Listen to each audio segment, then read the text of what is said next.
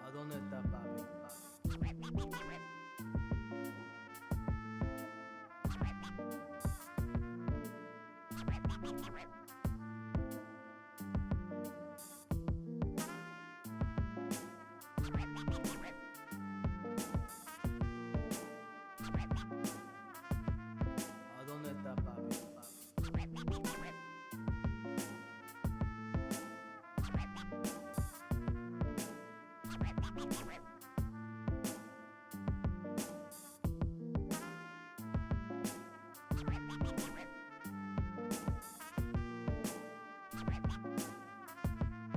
¿A dónde está papi? ¿A dónde está papi?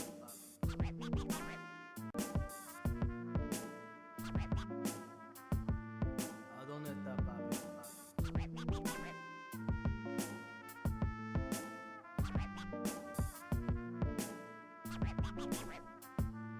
¿A dónde está papi? ¿A dónde está papi?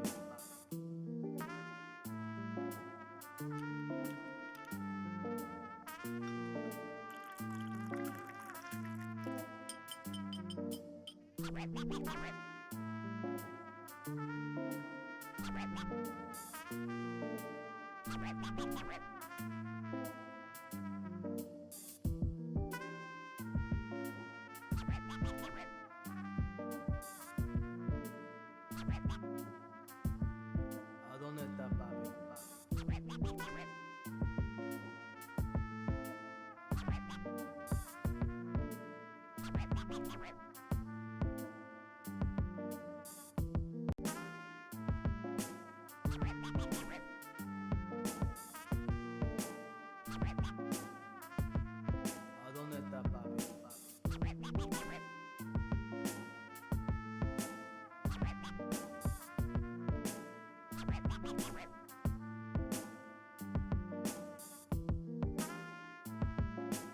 Welcome to the Tuesday stream. I hope everyone's having an awesome Tuesday morning. How's it going, everybody? How's it going, Astro? Happy Tuesday from a sunny blue sky London. That's odd.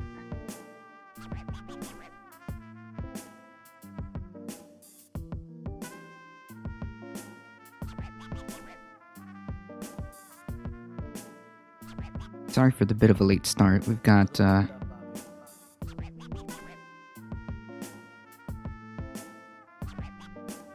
we still have a lot of ground to cover when it comes to the IPCC report. ¿A dónde está papi?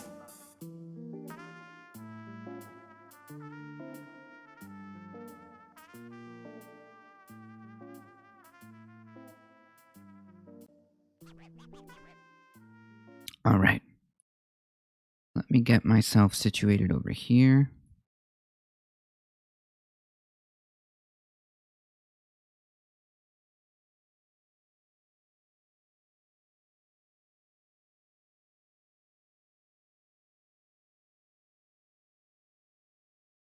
Perfect.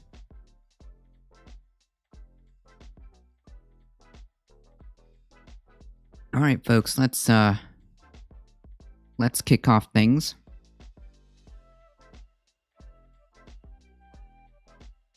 Let's hit the ground running, yeah?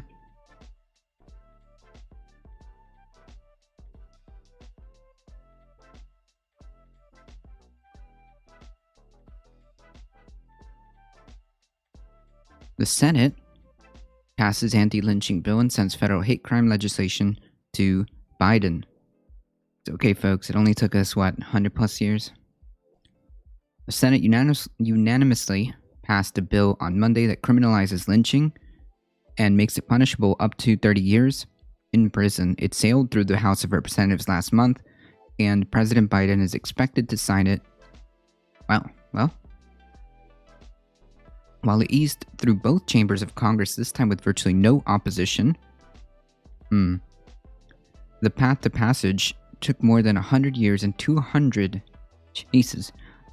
failed attempts. Well, at least this time it passed, right?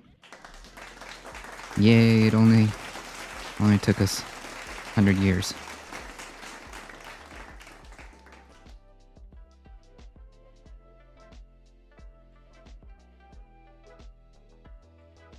Under the bill, named the Emmett Till Anti-Lynching Act after the 14-year-old boy from Chicago was lynched while visiting family in Mississippi, a crime can be prosecuted as a lynching when a hate crime results in a death or injury.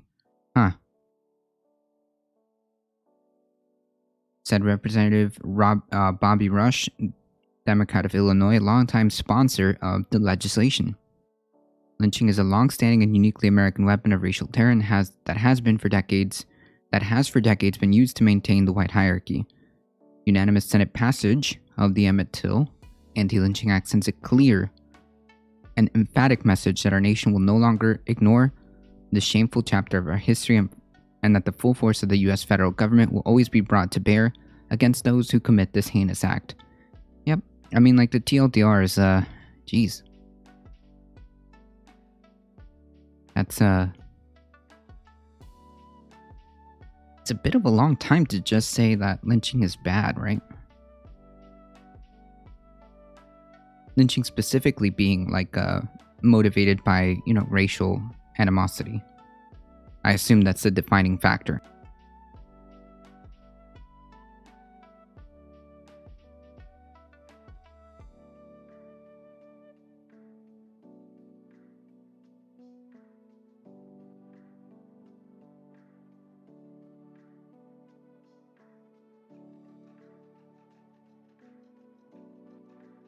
Senator Tim Scott. Tonight, the Senate passes my anti-lynching legislation, taking a necessary and long overdue step towards a more unified and just America. After working on this issue for years, I'm glad to have partnered with colleagues on both sides of the aisle to finally get this done. Tonight, the Senate passed my Other co-sponsors of the bill were Senator Cory Booker, Senator Rand Paul, surprising. Paul objected to a similar bill that passed the House in 2020. At the time, he said the measures were, quote, too broad. By Monday night, he was satisfied with the bill's language, which will ensure that federal law will define lynching as the absolute heinous crime that it is. The scale of the crime is staggering. The Equal Justice Initiative documented 4,881 lynchings in 12 southern states from 1877 to 1950. Well, wait, what about now? I want to know what the 1950 to now.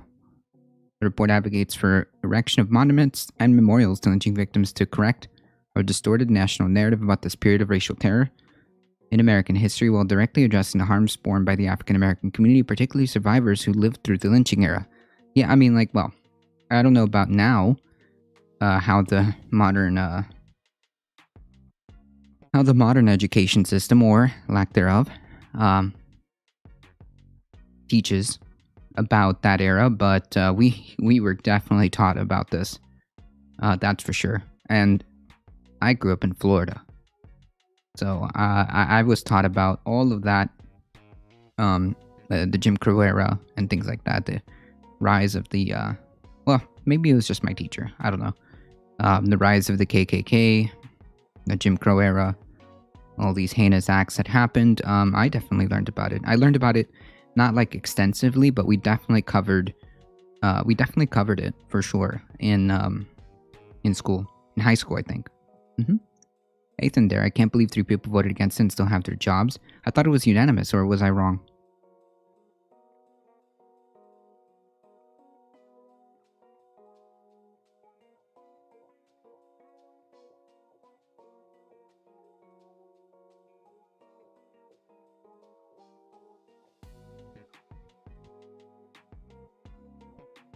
Unanimous Senate passage. Yeah, it was unanimous, right? Or am I wrong? Can we fact check this?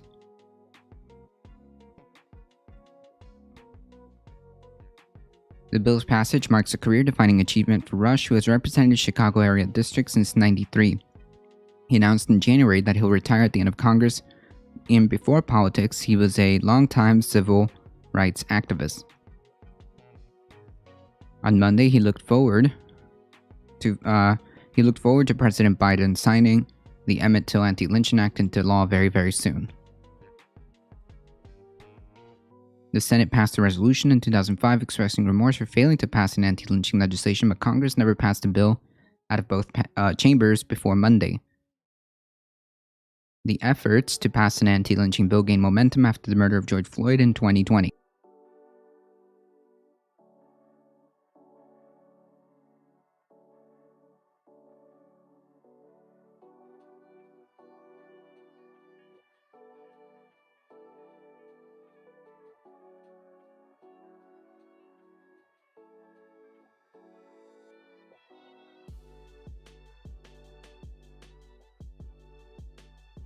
Yeah, I'm not sure who voted against it.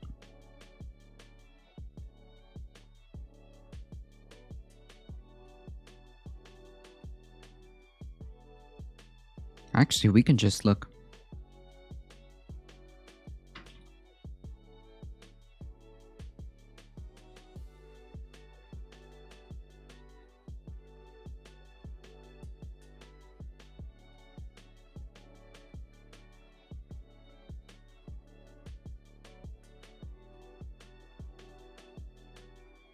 Yeah, it was passed March 7th, yesterday, without amendment by unanimous consent.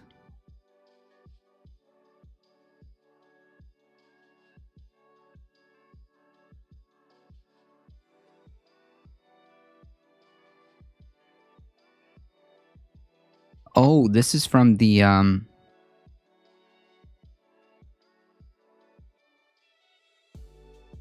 Oh, this is from the House. Okay, so I was incorrect. The Senate passed it unanimously. The House... Sorry, I was, we're getting our wires crossed here. Okay. So the folks who voted against it in the House were Andrew Clyde, Thomas Massie, and Chip Roy.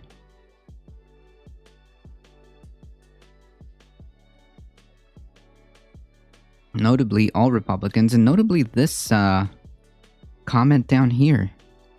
This quote. Lynching an example of justice, Chip Roy.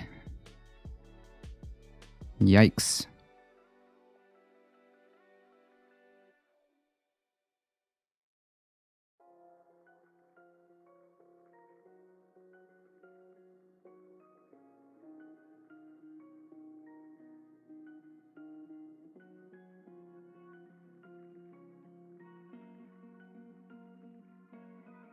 Yeah, that's pretty telling.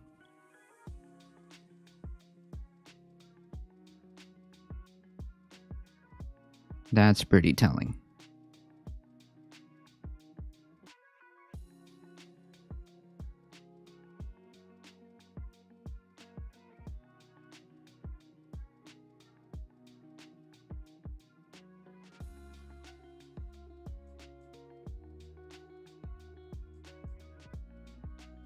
TLDR 100 years later, 200 times later, finally, we recognize that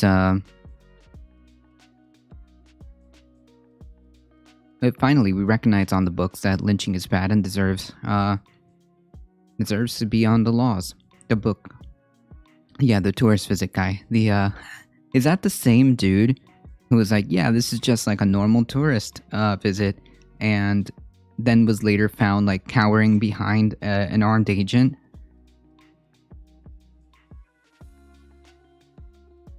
Was that the same representative?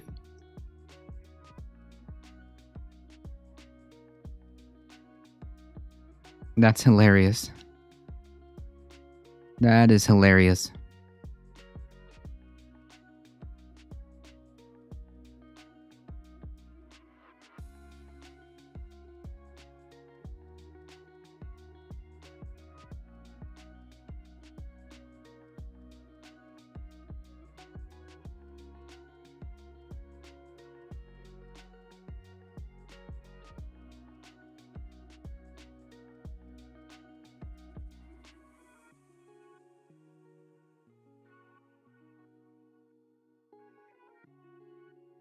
So, an update to this story. The US military to close fuel storage facility in Hawaii where water was contaminated by the leak. The Department of Defense will close the Red Hill bulk fuel storage facility in Hawaii permanently. Pentagon spokesman John Kirby said on Monday. The facility was temporarily closed after water was contaminated by a petroleum leak from the facility that sickened military families and children in Hawaii in November and left people in the local community without safe drinking water.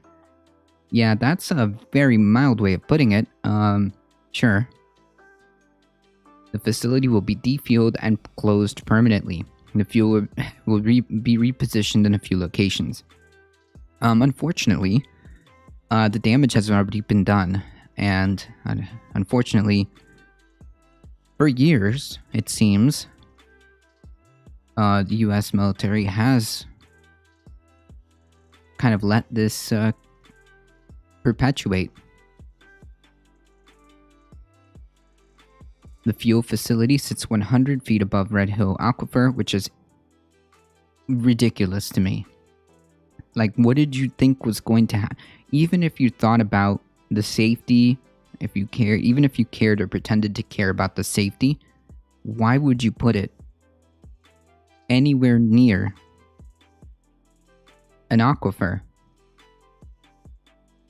Why would you put it anywhere near an aquifer? Because if something, just by random chance, even if it seems as improbable as it is, or even if it seems as improbable as possible, the fact of the matter is it could, and the consequences of that is devastating.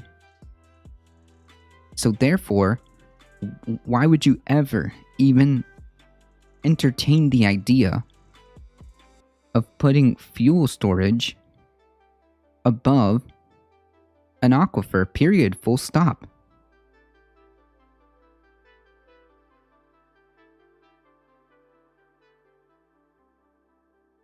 The fuel facility sits 100 feet above the Red Hill Aquifer, which supplies drinking water to Joint Base Pearl Harbor, Hickam, and other ports of Hawaii. Nearly 1 million people on Oahu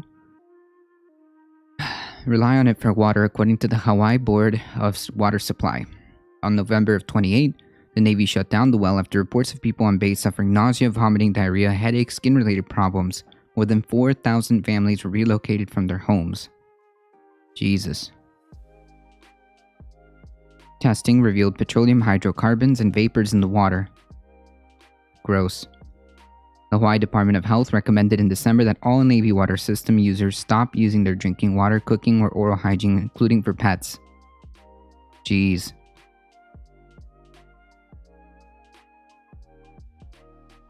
We talked about this too when it was starting. Pretty sure we've mentioned it a couple times.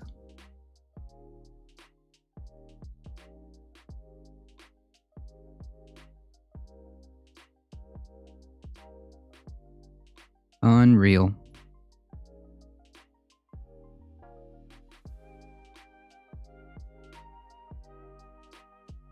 Kirby said the military is committed.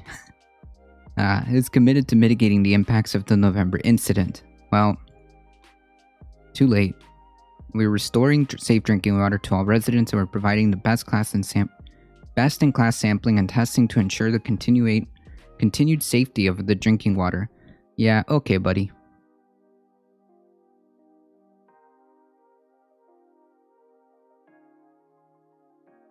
My big question is, how do these people sleep at night? Because there's no way they didn't know. This has been going on for quite a while. People were going to the hospital. Yep.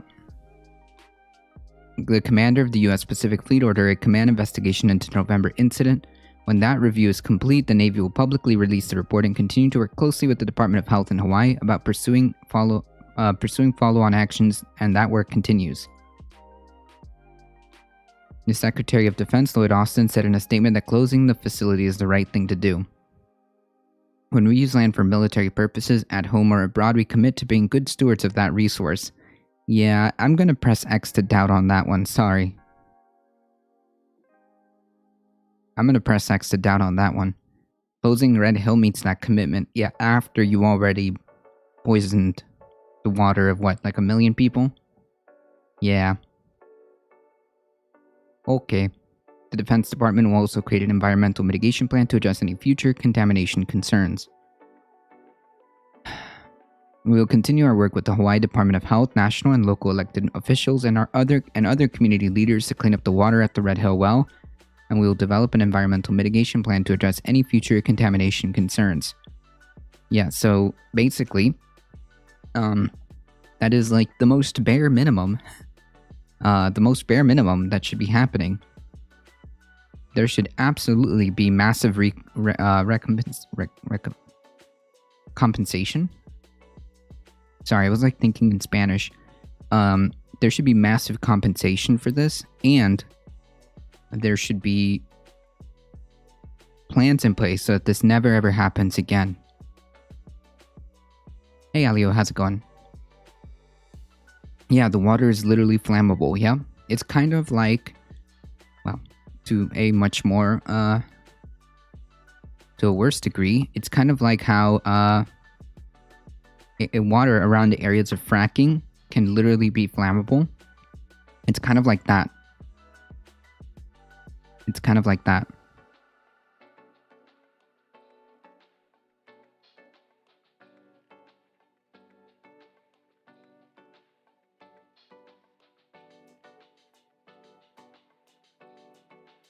Massachusetts does have environmental police or policies. It has a managerial scandal of its own, I'm sure.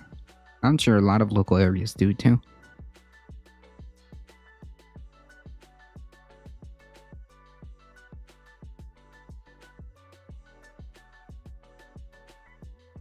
Oh, like police? Huh. Hawaii's State Health Department ordered the Navy in December to halt operations at the fuel storage facility. The department also demanded that the Navy install a drinking water treatment system at Red Hill, submit a plan to assess the system integrity, and defuel the Red Hill underground storage tanks within 30 days of corrective action.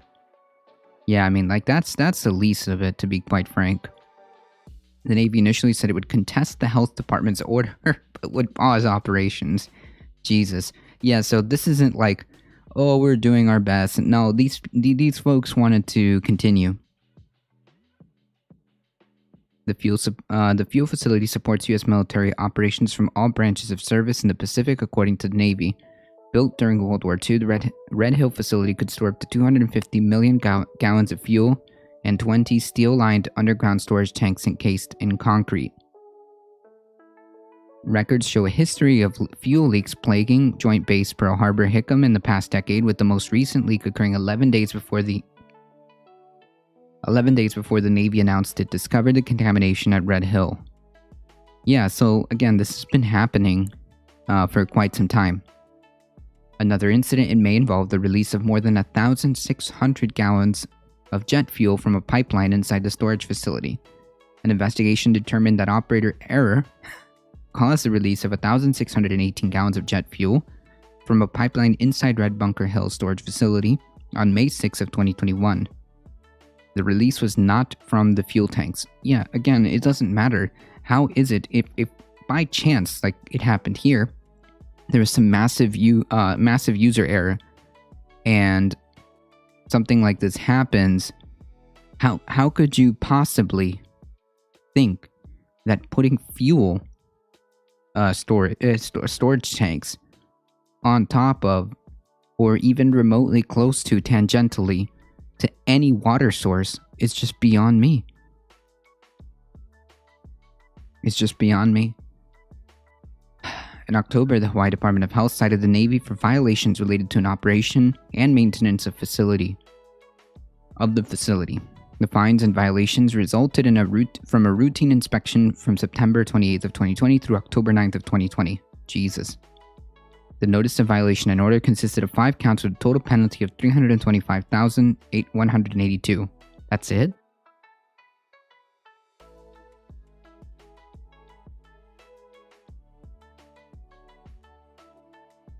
That seems a bit low.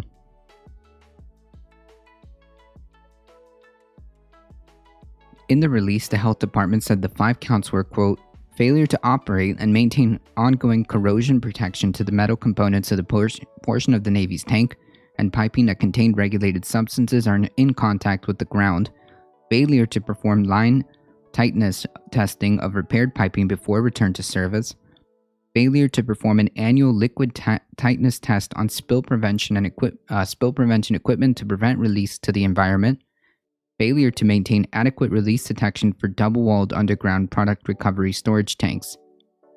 Yikes. Yikes.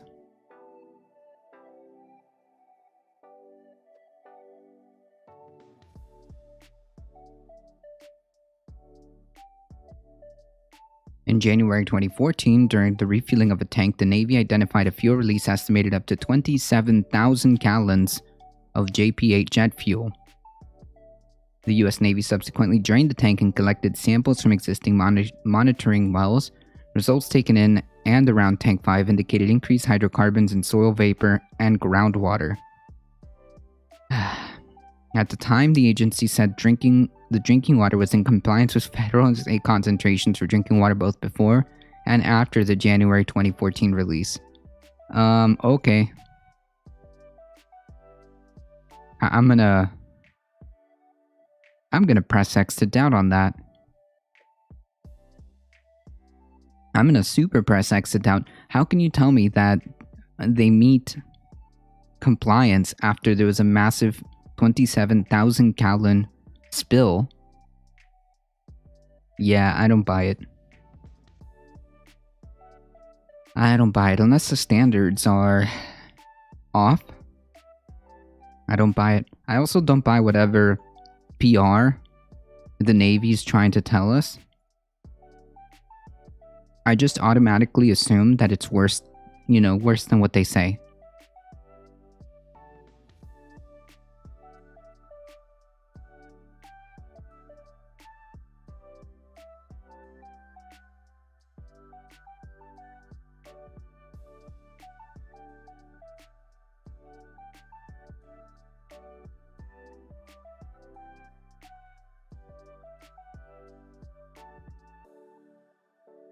Unbelievable.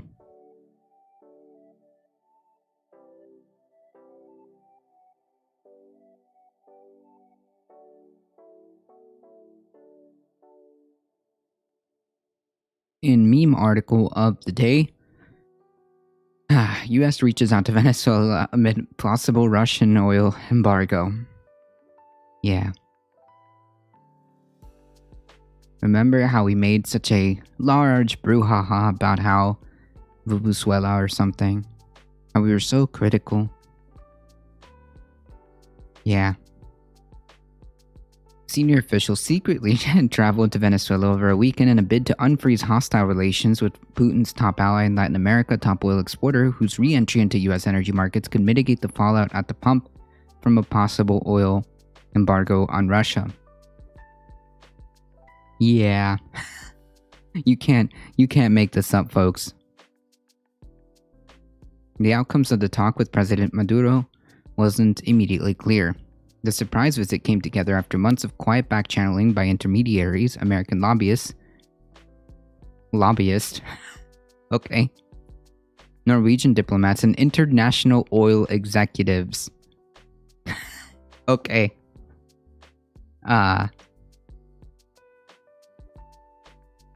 Yeah. You just can't make this stuff up, folks.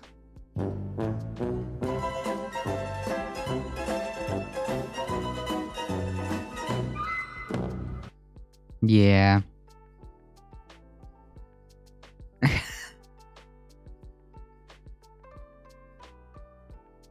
The impetus for a risky outreach to Maduro, who's been sanctioned and is indicted in New York on drug trafficking charges, took on added urgency following Russia's invasion of Ukraine and ensuing U.S. sanctions, which promises to reshuffle global alliances and add to rising gas prices, driving inflation already at a 4-decade high.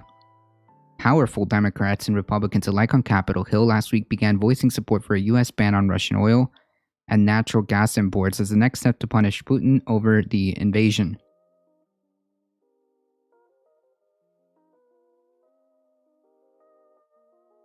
This is a good meme.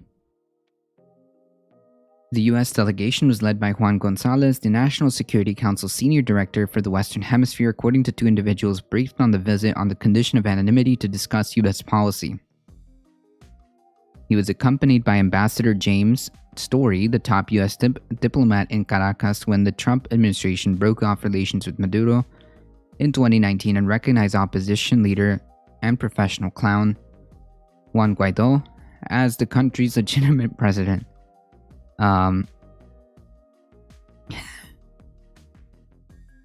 It was the presence of another State Department official, Roger Carstens, the special presidential envoy for hostage affairs, that stirred hopes that Maduro may be willing to release American prisoners as a show of goodwill towards the Biden administration. Carstens had previously traveled to Caracas in December and met in jail with 6 oil executives from Houston-based Citgo, former U.S. Marine Matthew Heath, and 2 former Green Berets arrested in connection with a failed raid aimed at toppling Maduro, staged from neighboring Colombia. Okay. The Biden administration has been considering for some time easing tough oil and sanctions on Venezuela in exchange for a commitment by Maduro to return to negotiations with his opponents that he broke off last fall when a key ally was extradited to the U.S. on corruption charges, according to a U.S. official on the condition of anonymity to discuss internal deliberations. I never understood that. Like, what is the point? Because, like, you're already spilling the beans as to what's happening. I don't know, whatever. One alternative is to let Chevron, the last American oil company in Venezuela, boost production and possibly resume oil exports to the Gulf Coast refineries tailor-made to the process the country's tar-like crude. And the official report said prior to the weekend's shuttle diplomacy under U.S. sanctions, Chevron is banned from doing all but basic upkeep on its wells it operates in connection with the PDVSA, the state-run oil giant.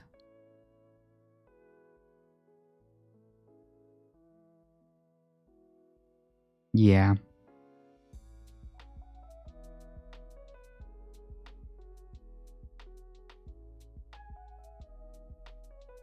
It's a crime what they're doing. What? Maduro has shown little sign he's willing to abandon Putin. In his hour of need, he spoke by phone with the Russian president last week in a show of support and attended a rally in Caracas where Putin's ambassador received a roaring ovation from ruling Socialist Party stalwarts. It's a crime what they're doing to the Russian people, an economic war, Maduro said at an event where he railed against the decision by the US and its allies to kick Russian banks out of the SWIFT payment system and impose a flight ban on its airlines. It's craziness what they're doing. Well, I will agree. I will agree that the sanctions were just nonsense. Yeah.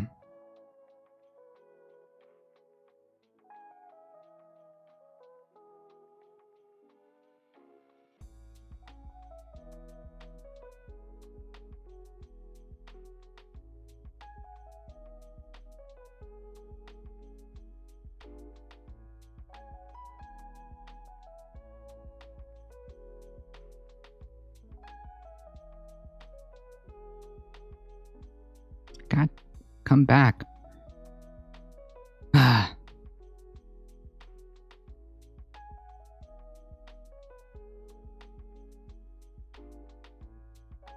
Okay.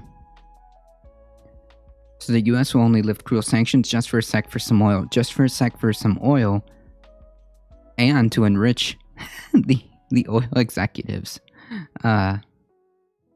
With such lofty rhetoric aside, the West sanctions on Russia and bipartisan support for an all-out oil embargo represent a major threat to Maduro's ability to maneuver as successfully as he has until now.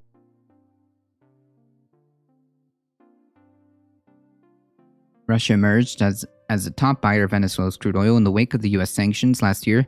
PDVSA sold around $2.5 billion in crude to Russia, according to an industry expert on the condition of anonymity to discuss non-public trade data. So then why are you discussing? I never understand this. That's the equivalent to about a quarter of the South American country's entire foreign currency reserves. While some of those sales were used to pay down debt, more than $1 billion was ferried back to Caracas to cover operations of the struggling state-run oil giant PDVSA, the industry source said. With its own accounts in the US and Europe frozen, PDVSA also receives payments for oil shipments at Moscow's Promsvyaz Bank, one of the state-owned entities sanctioned by the Biden administration for its ties to the Russian military. It's less clear is how any U.S. flexibility would alleviate pressures at the pump. Despite sitting on top of the world's largest petroleum reserves, oil production in Venezuela plunged to the lowest level in a century last year, although the output started to rise towards the end of 2021. 755,000 barrels per day produced in January represents just a fraction of the more than 10 million barrels a day pumped by Russia last year. Jesus.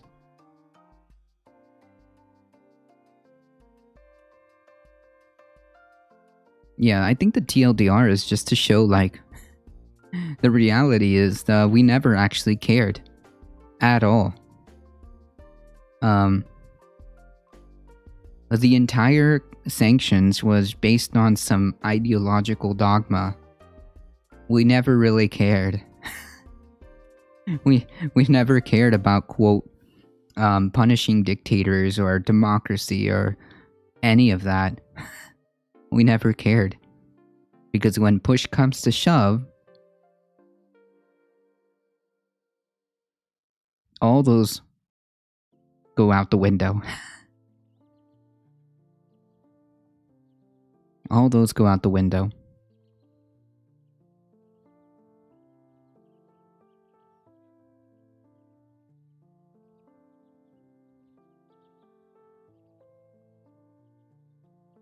So the US is admitting Maduro as president? Yeah, well, this administration is. It's just so funny, like, how unprincipled we can be. But under the thin veil of, oh, we support democracy and we support whatever, all that goes straight out the window when it comes to making money or making deals that could potentially enrich further these oil companies.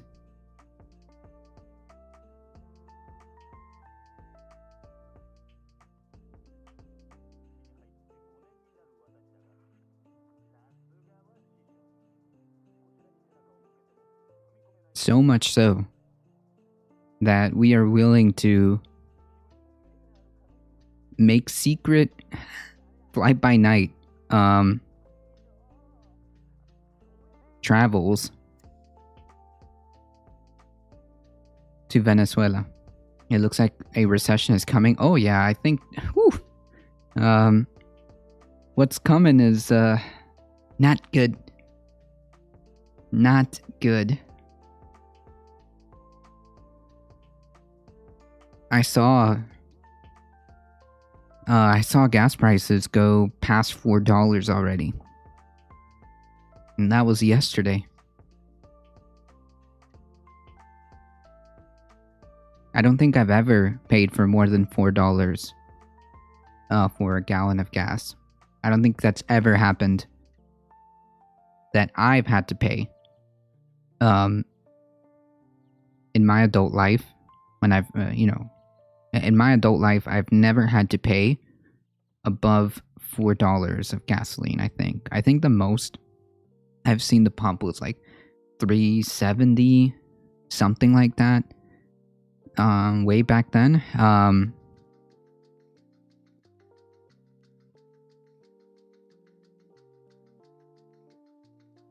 Russian oil is only 10% of our gas, so it doesn't make any sense. Well,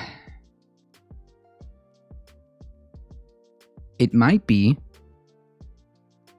It might be because there's a recession coming and things are about to get about to get spicy.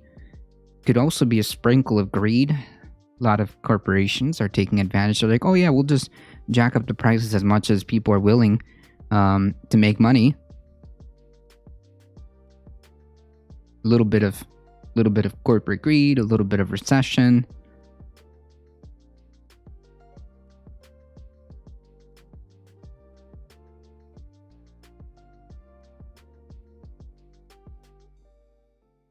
because the public has this perception that things are about to get, things are about to get rough when it comes to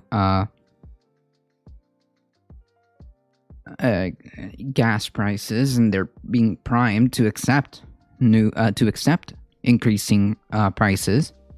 So maybe oil companies are just taking advantage of that sentiment and just jacking up the prices on purpose. Who knows?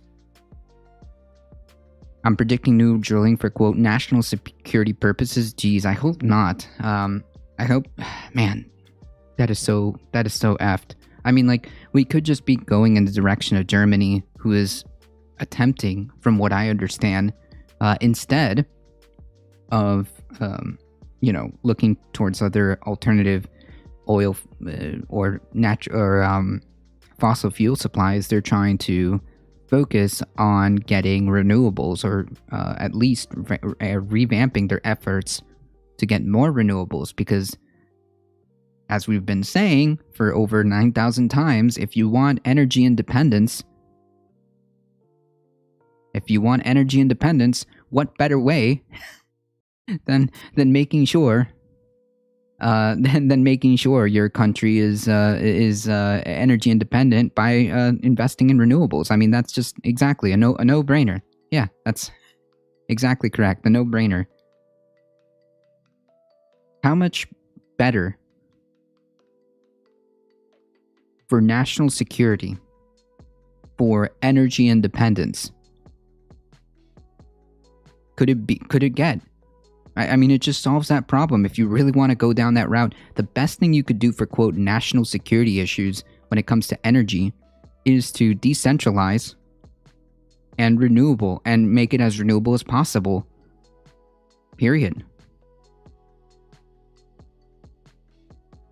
You have sort of state-local hubs of renewable energy that would be less likely to cause a massive problem for, quote, national security purposes, and you achieve energy independence. Look at that.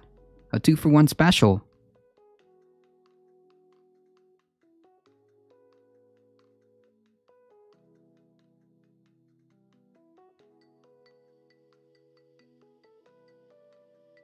We would literally freeze to death without natural gas right now. Jesus Christ. Instead, we could have tried to focus on better alternatives instead of tying people's literal lives to fossil fuels. It's like holding that over people's heads, Instead of trying to figure out how we can do things without having to rely on that.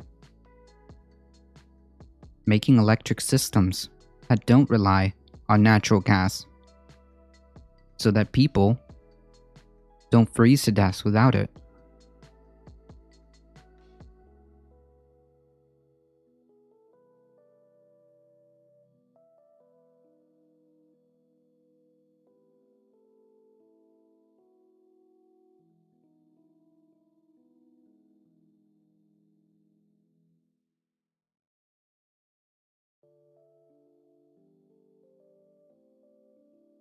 Because now you've just tied people's lives to fossil fuels.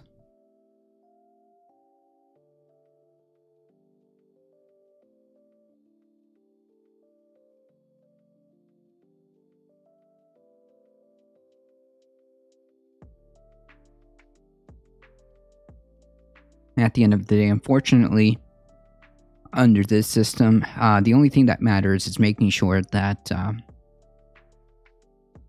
these folks' profits continue. That's really it.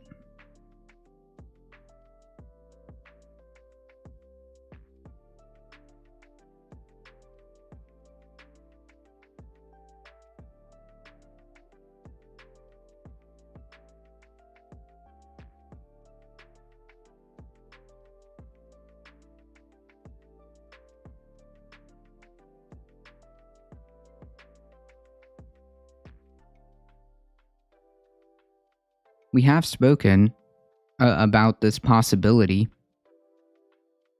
previously.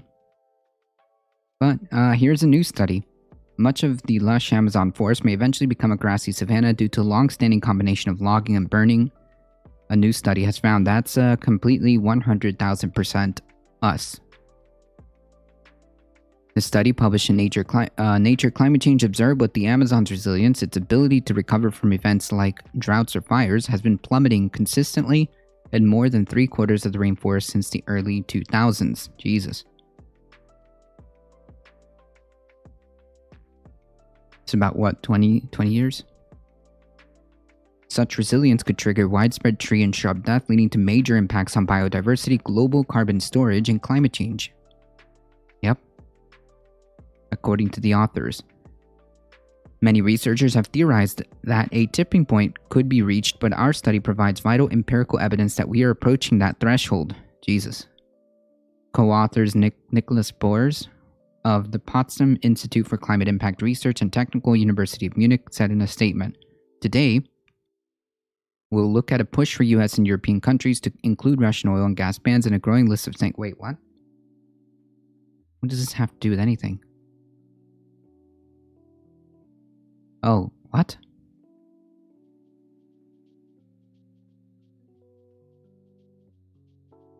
Oh, is this all just a bunch of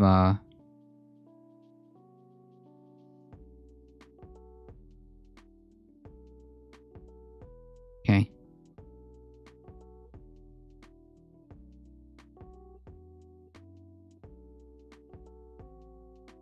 Looks like that was a bunch of headlines at once.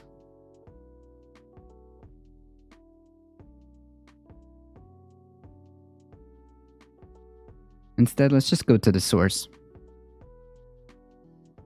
The resilience of the Amazon forest to climate and land use change is crucial for biodiversity, regional climate, and the global carbon cycle. Deforestation and climate change via increasing dry season length and drought frequency may have already pushed the Amazon close to a critical threshold for rainforest dieback. Yeah, and when that happens, that's pretty effed, folks. Here we quantify the changes of Amazon's resilience by applying established indicators, for example, measuring lag1 autocorrelation to remotely sensed vegetation data with a focus on vegetation optical death from 1991 to 2016. We find that more than 3/4 of the Amazon rainforest has been losing resilience since the early 2000s. Consistent with the approach to the critical transition, resilience is being lost faster in regions with less rainfall and in parts of the rainforest that are closer to human activity, i.e., it's us, folks. We provide direct empirical evidence that the Amazon rainforest is losing resilience, risking dieback with profound implications for biodiversity, carbon storage, and climate change at a global scale. Yeah.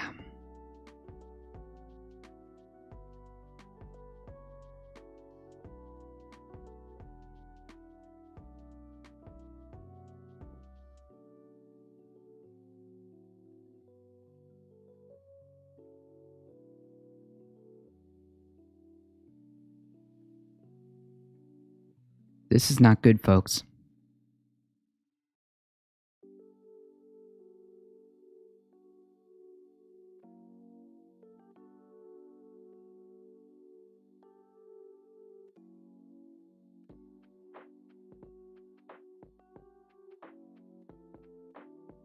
Yikes. Overall, 76% of the grid cells showing AR1 values from the early 2000s onwards has hence loss of resilience, as well as 77% of grid cells over the full time period.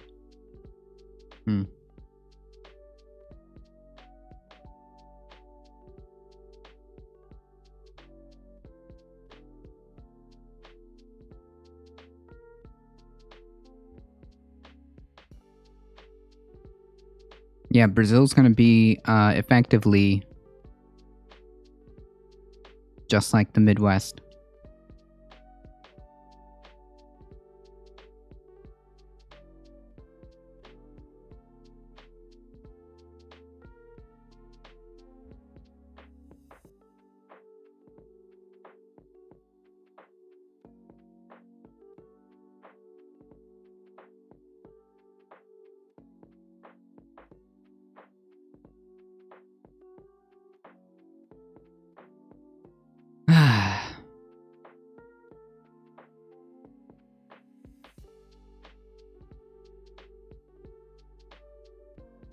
This is absolutely disturbing.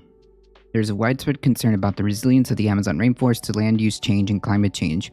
The Amazon is recognized as a potential tipping element in Earth's climate system, is a crucible of biodiversity, and usually acts as a large terrestrial carbon sink. The net ecosystem productivity, the carbon uptake flux of the Amazon has, however, been declining over the last 4 decades, and during 2 major droughts in 2005 and 2010, the Amazon temporarily turned into a carbon source due to its increased tree mortality. Several studies have suggested that deforestation and anthropogenic global warming, especially in combination, could push the Amazon rainforest past critical thresholds where positive feedbacks propel abrupt and substantial further forest loss. The 2 types of positive feedbacks are particularly important. First, localized fire feedbacks amplify drought and associated forest loss by destroying trees, and the fire regime itself may tip from localized to mega fires. Jesus. Second, deforestation and forest degradation, whether due to direct human intervention or droughts, reduced evapotranspiration and hence the moisture transported further westward, reducing rainfall and forest viability there, and establishing large-scale moisture recycling feedback. Net rainfall reduction may, in turn, reduce latent heating over the Amazon to the extent that it weakens low-level circulation of the South American monsoon. Model projections of future changes in the Amazon rainforest differ wildly. Early studies show that the Amazon rainforest may exhibit strong dieback by the end of the 21st century. Jesus Christ. Both pronounced drying in tropical South America and a weak CO2 fertilization effect contribute to this result, with dieback also common under stronger greenhouse gas emission scenarios. Other studies, based on varying general circulation and vegetation model components, show a wide range of results. Nevertheless, the forest may be committed to dieback despite appearing stable at the end of model runs. This highlights the importance of measuring the changing dynamic of stability of the forest alongside its mean state. Given the uncertainty in model projections, we directly analyze observational data for signs of resilience loss in the Amazon. The mean state of a system is not usually informative of changes in resilience. Either one can change whilst the other remain constant. Thus, higher-order statistical characteristics that respond more sensitively to destabilization than mean need to be considered to quantify resilience. To measure the changing resilience of the Amazon rainforest, we use a stability indicator to predict the approach of a dynamical system towards a bifurcation-induced critical transition. The predictability arises from the phenomenon of critical slowing down. As the currently occupied equilibrium state of a system becomes less stable, it responds more sluggishly to short-term perturbations, for example, weather variability for the Amazon. This loss of resilience, which is itself typically defined as the return rate from perturbations, reflects a weakening of negative feedbacks that maintain stability. The behavior can be detected by an increasing lag 1 autocorrelation, AR1, in time series capturing the system dynamics. It may also manifest as an increase in variance over time, but variance can also be influenced by changing variability of the perturbations driving the system.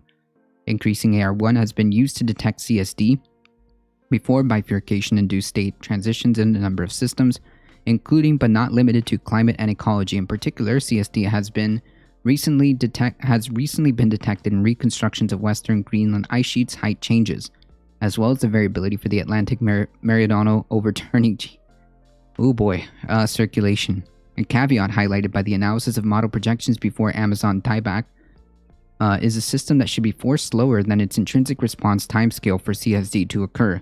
Hence, the absence of CSD may not rule out the possibility of a forthcoming critical transition. Conversely, increasing AR1 can sometimes occur for other physical reasons. A space for time substitution has previously revealed that tropical forest resilience, as measured by AR1 on a grid cell basis, is lower for less annual rainfall sums, but changes of Amazon resilience over time has not been investigated so far. Eating meat or every bite of meat is more burning off the Amazon rainforest than global warming? Well, that's part of it, yes. You should watch Cowspiracy. Maybe you should make that as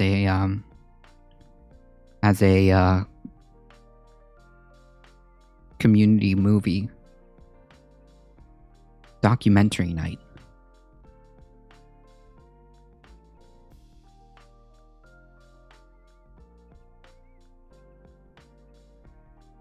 We investigate controls on the resilience of Amazon vegetation system and how its resilience has changed over the last 3 decades in terms of changing AR1 coefficient as estimated from satellite-derived vegetation data. For comparison, we also investigate changes in variance over time as a secondary indicator for CSD. The main dataset we use is from the Vegetation Optical Depth Climate Archive, and we also analyze the NOAA Advanced Very High Resolution Radiometer Normalized Difference Vegetation Index for comparison.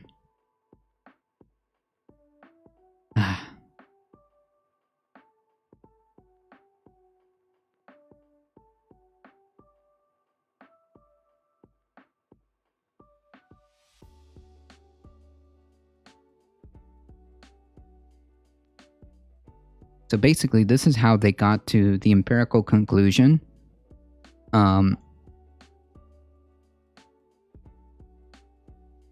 Jesus.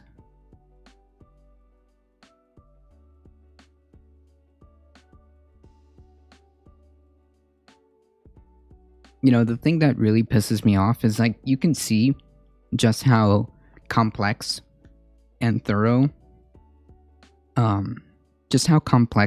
these studies are. Some of it is even above my understanding. And yet we have clowns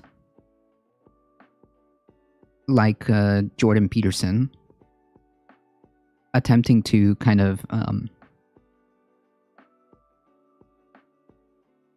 deflect or mischaracterize, or I don't know the correct term, but attempting to paint this picture as if all of these climate studies are just not trustworthy, or they're just too, quote, broad.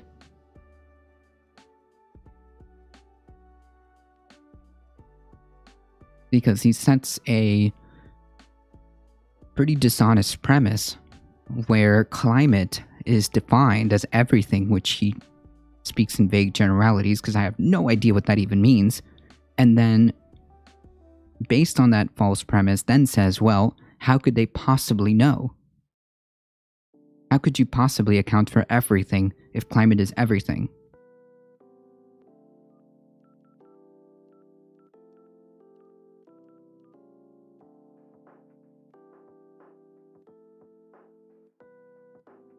Which is obviously unbelievably dishonest because he knows, he should know. He should know.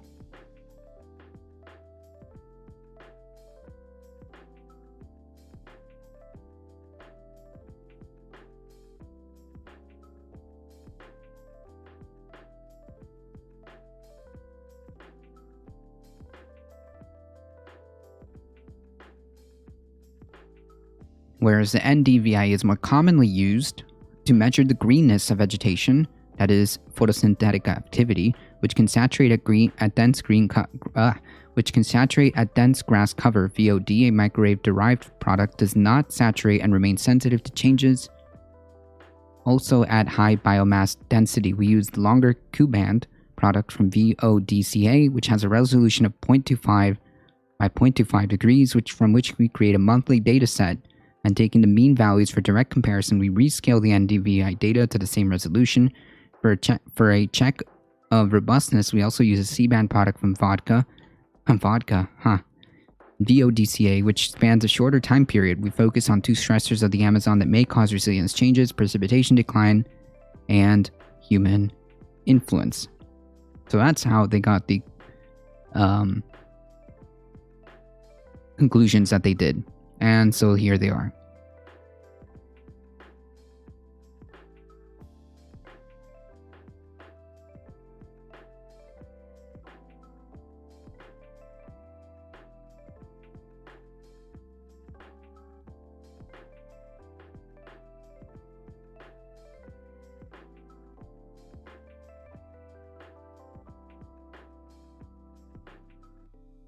Nice, it is peer-reviewed.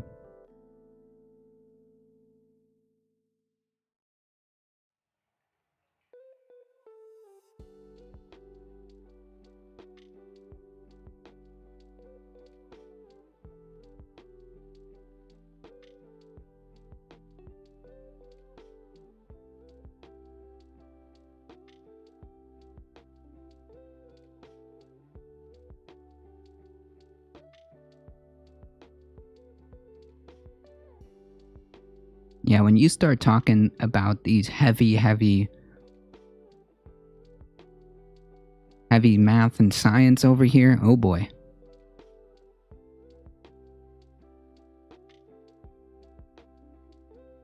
That's where we start to lose me.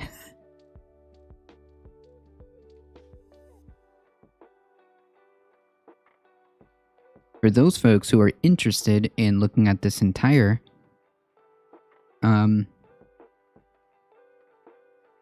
study, this is the actual source of the study here.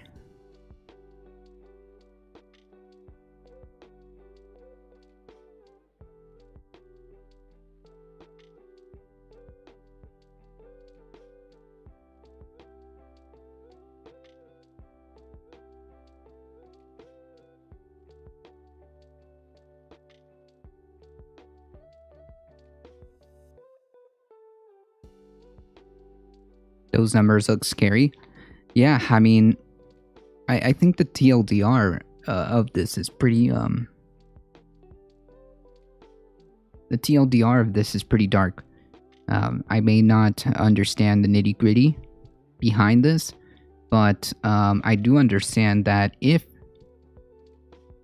when, I guess would be the correct terminology, if and when this tipping point is reached, which is clearly being driven by human activity, which in turn is exacerbating climate change. So we've got like this circle, this feedback. Once that reaches a tipping point and we cross over that threshold that there is no turning back from, this entire one of the most biodiverse and important ecosystems on the entire planet is going to turn into basically a savanna. Here's a time lapse. Okay, maybe we can get a good visual. I mean, quite literally, yeah, figuratively and literally.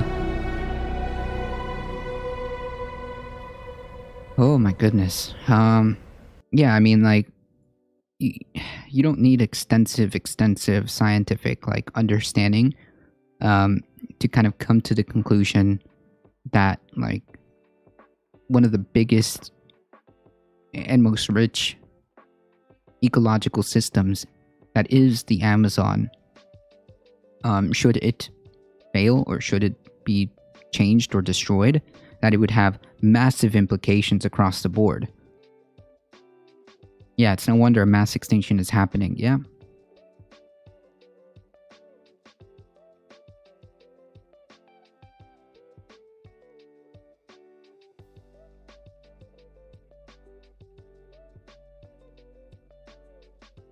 You don't really get the...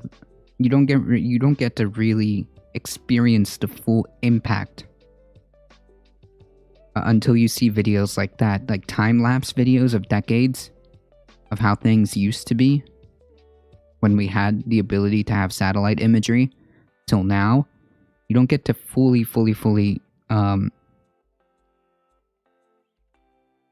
absorb the severity of the issue. Jeez.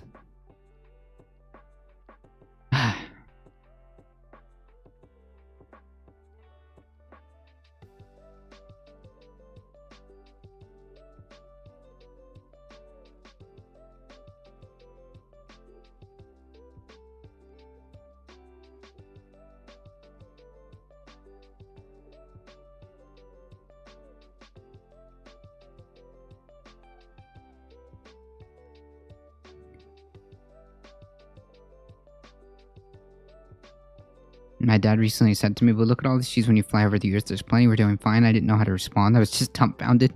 Yeah, I mean, like, it's a bit of a leap in logic there.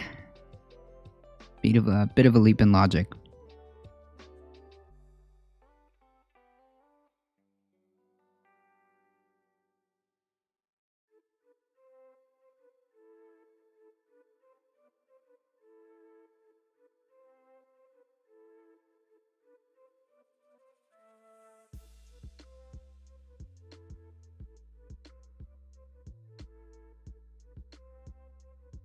And where are the megafauna that used to roam? Gone.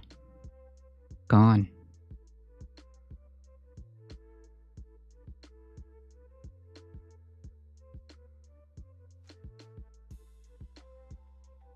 And it's like, yes, we flew over a small section of the US that happened to have trees, and like, therefore, climate change is fine, everything is good. We're doing alright, folks. Because I saw that one time in that one place a bunch of trees. What?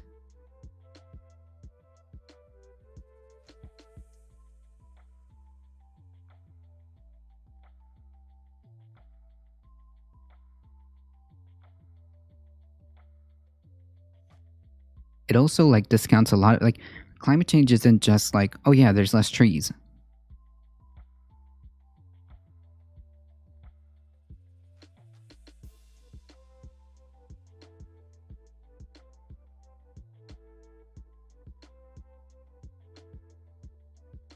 Earth's systems are incredibly complex and very intertwined. So yeah, that's way too simplistic. That's way too simplistic.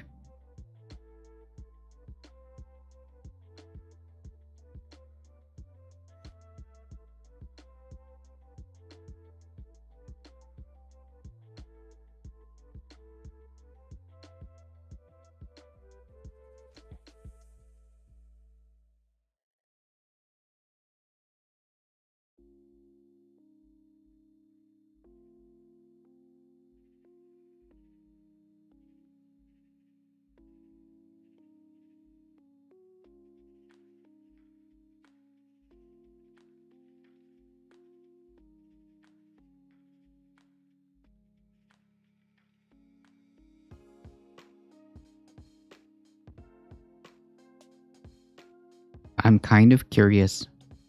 Should not impress people, they should inspire people. Yeah. The environment is something that we all love. We all have a personal connection to the outdoors. We all love this planet and this globe that we live on.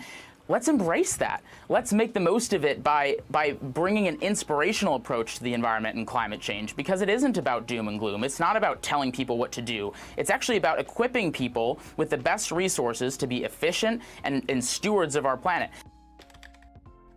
He's a Jesus guy. I think this is what's supposed to be happening. It's all. Hey y'all, it's Becky here from the Becca State. That kind of like triggers me. Whenever you think like you're just where gonna we hide. talk about climate news and solutions.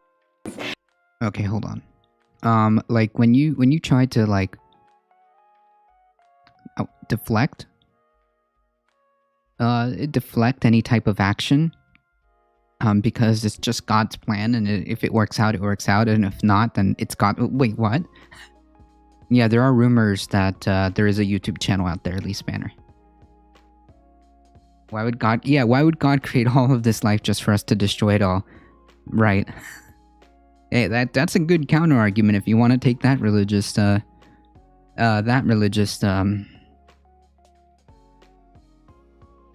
guess argument. Lack thereof.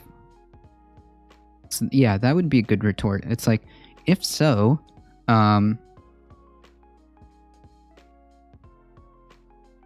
if so, then why would God create all of this life, this abundance of life and resources for us just to destroy it all?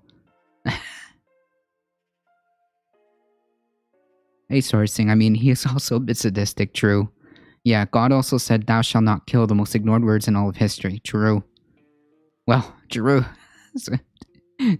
Man, the mental gymnastics necessary, because God said, "Thou shalt not kill," but it's okay as long as you're doing it in my name because it's righteous. I don't know. I've seen so many Olympic levels of mental gymnastics to like excuse or contort your way into accepting to do really, really bad things.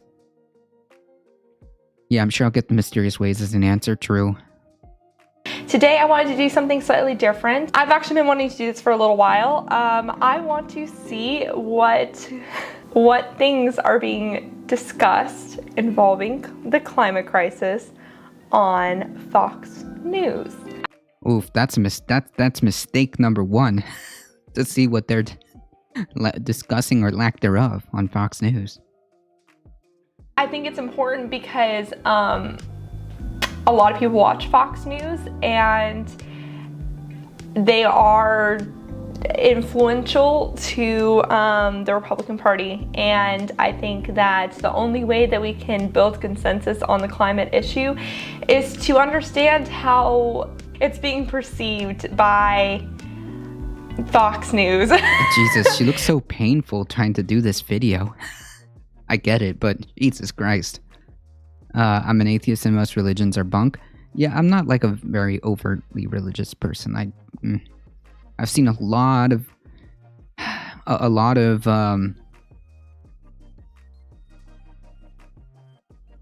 heinous acts.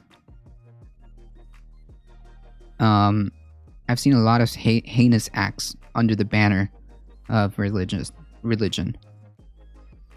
This is the hardest topic to deal with mentally. Yeah, I mean, like, what do? You know, you kind of want to say, these people are almost unreachable, you know? But unfortunately, even if it's just a tiny percent, some of them are required. Even if it's just 5%. What was that? The IPCC report said that we need just about 30% to start a trend. You need like 30% of the population or something like that. I just want to be clear that this is by far the most reasonable conversation about climate change that you will find on Fox News, because oftentimes they are still arguing with the scientific consensus of climate change's existence at all. They are really excited to see anyone that will say that climate change is not even an issue. That's right. So if you want, like, the majority of it is that. The majority of it is depicting it as some type of, socialist conspiracy. The majority is, I mean, we've watched articles on Fox News calling it some type of green zealots. I forgot. The greenie zealots or something was the name, was the terminology used.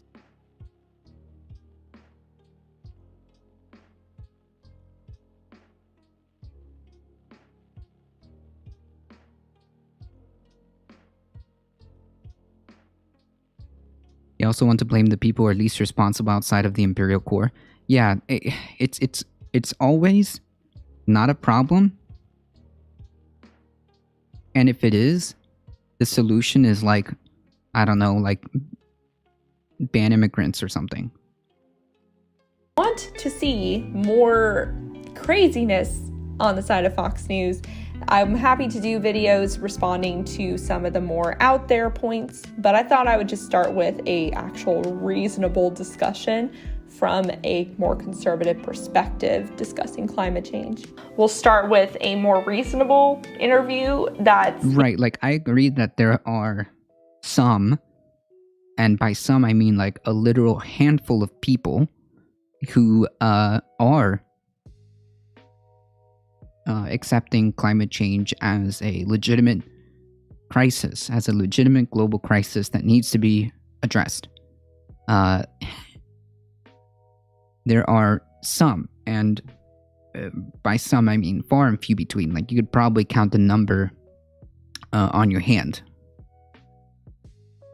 Being done by Benji Backer. He is the founder of the American Conservative Coalition. And most of the folks who claim to be conservative and accept the fact that climate change is a real global problem and they want to at least engage with the issue, usually those folks are younger people. And him and I actually have several things in common. One being that our name starts with B. If I go by Becky, anyways. We're both blonde. And we're both young millennials that are that care about the Right, climate it's crisis. the young folks mostly. And I have followed him on Twitter for a while, and I actually went to I don't know if it was led by the ACC or if it was led by another group, and the ACC and the other group are just very close. But I actually did attend a conservative climate conversation that was mostly meant for my age demographic.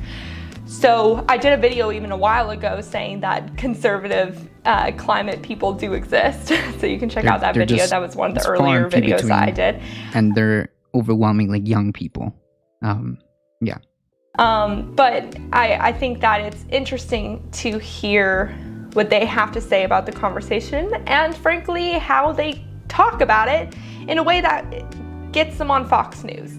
If that all sounds interesting to you, please consider subscribing to the channel, because I talk about a lot of climate news and deep dives and all that good stuff. So if that sounds interesting to you, then yeah.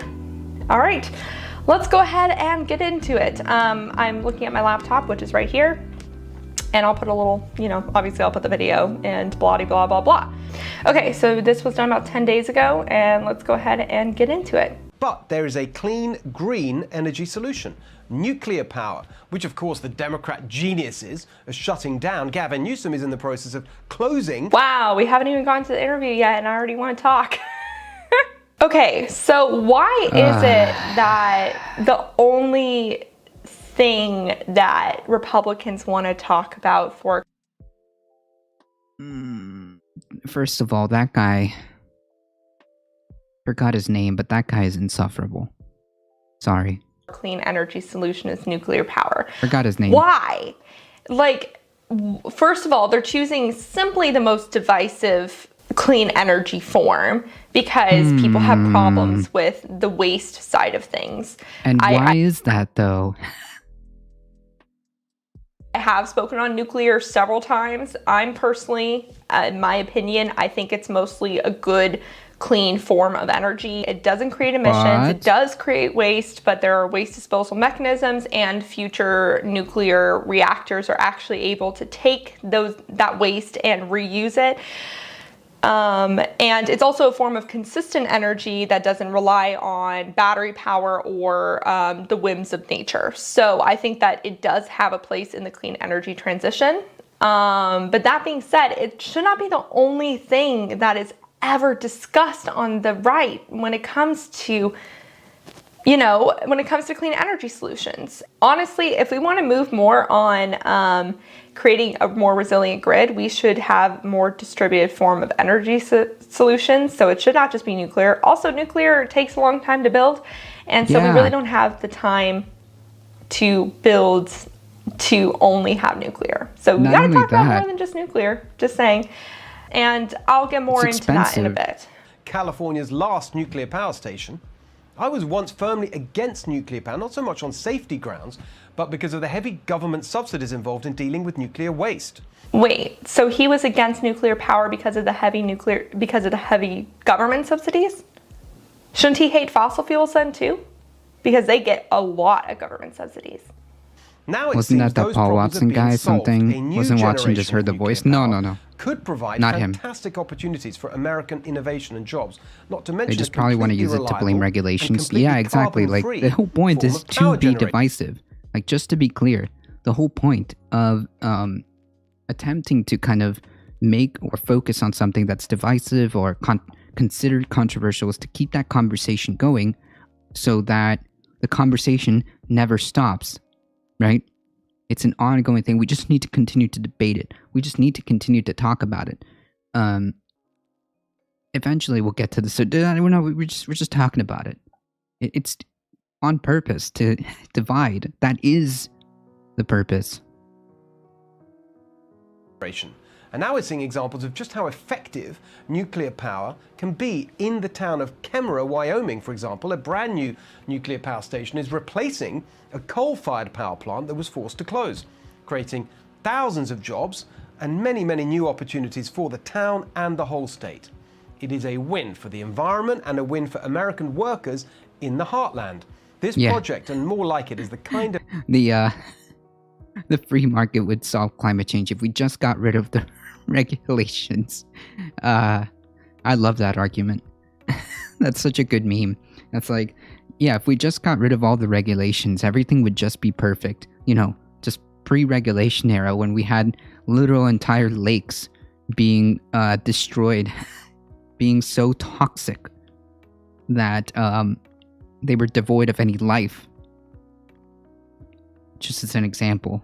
Like, anyone who makes that argument just needs to look at what the US looked like pre-regulation era, like the pre-EPA era that actually started cracking down on these corporations with regulations, how those lakes and water supply actually look like before that happened. Yeah, people actually believe that. Yeah, that's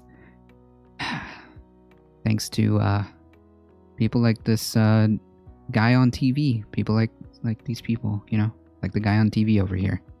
Of energy revolution we need. And it's the kind of thing I was writing about in a new piece on the Fox News website, which is all about how Republicans can actually take the lead on the environment and turn it into a political winner in the elections later this year. Joining me now is the co-author with me of that obviously brilliant article, founder and president of the American Conservation Coalition. I'm getting some Charlie Kirk vibes. Jesus. Benji Backer. Great to see you, Benji. So tell us why... I know, but Benji has such a great name. I'm sorry. His parents were great. Benji Backer. It just flows. It just flows really well. You think this is a political opportunity for Republicans? Well, it's a huge political opportunity here because just like about a century ago when Teddy Roosevelt was told that he had to choose between preservation and economic exploitation, we have an opportunity to Genji, choose I bet. not between the Green New Deal and inaction, but a third path forward, just like Teddy Roosevelt did. He chose... Wait, didn't Teddy Roosevelt do the New Deal that the Green New Deal is playing off of? Wouldn't he agree with the Green New Deal then? Conservation and popularize that term. And we can popularize our own agenda that is balanced between economic stewardship and environmental stewardship. That's the conservative way. And we have an opportunity to do that because young people like myself are sick of the divide between Green New Deal and inaction. And we want... Okay, we're sick of the divide between the parties on an issue that should not be politicized.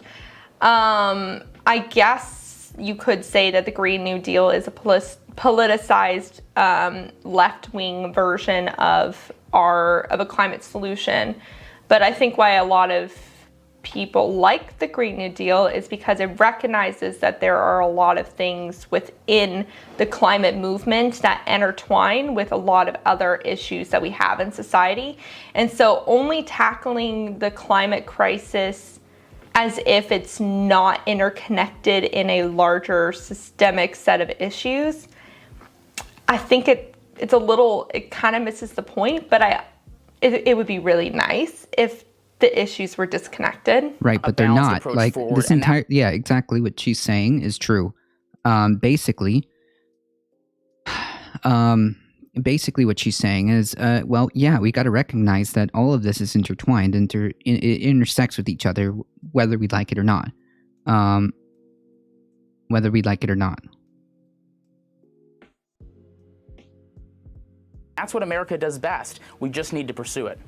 So it's interesting. I completely agree with you, and I was proud to write that piece with you. But that doesn't itself mean it more dangerous. I have no idea. A lot of conservatives and Republicans, you know, the minute you even say the word climate, it's almost got so tainted by the Democrats and the extremist way they go on about it, that even just by saying the word climate, you put people off. Have you? What? And who? Wait. And who exactly made it so?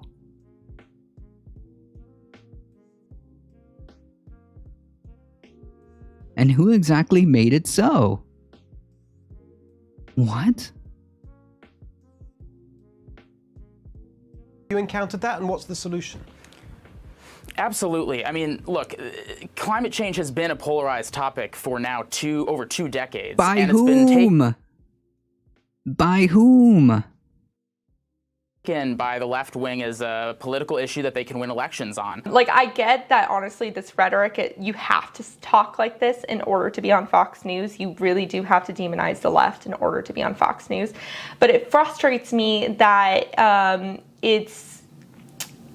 because the left has taken issue seriously that suddenly it's them making it extreme. Yes, it's them who's creating that illusion. How is that such a controversial topic to talk about the basic realities of what things are, of how things are panning out? That is not an extremist, radical left concept. Who is creating this this perception? It's Fox News.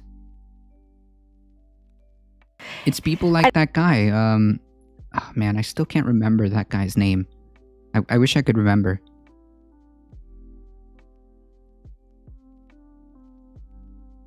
I don't think that the left like took it over and was like, no, you can't have it, it's mine. That's not how it happened. It's just frustrating. But that doesn't mean that there aren't issues that we need to solve with our environment and that maybe they've just gone the wrong way. Look, a balanced approach is the best way forward. And if you look at what Americans want, we want clean air, we want clean water, we want American energy independence. But we should also want that to be American-led and done in a way that is good for the environment and good for the economy. These are just vague posts. And that doesn't mean that we have to forego our values to engage on this issue. That actually is the opposite. If this basic issue knowledge of of climate reality change has been extremism. stolen by the left to win political. Okay, I don't like the word stolen, but everything else I completely agreed with. Like, it shouldn't have to compromise your values. It's not something that you're losing things on. You might have to change your lifestyle. I mean, that's just understandable with our level of consumption. It's kind of insane that we thought that we would be able to just keep going at. But isn't that going against our values? In and of itself, our values are aligned with the concept of perpetual infinite growth. Free market, that's our values.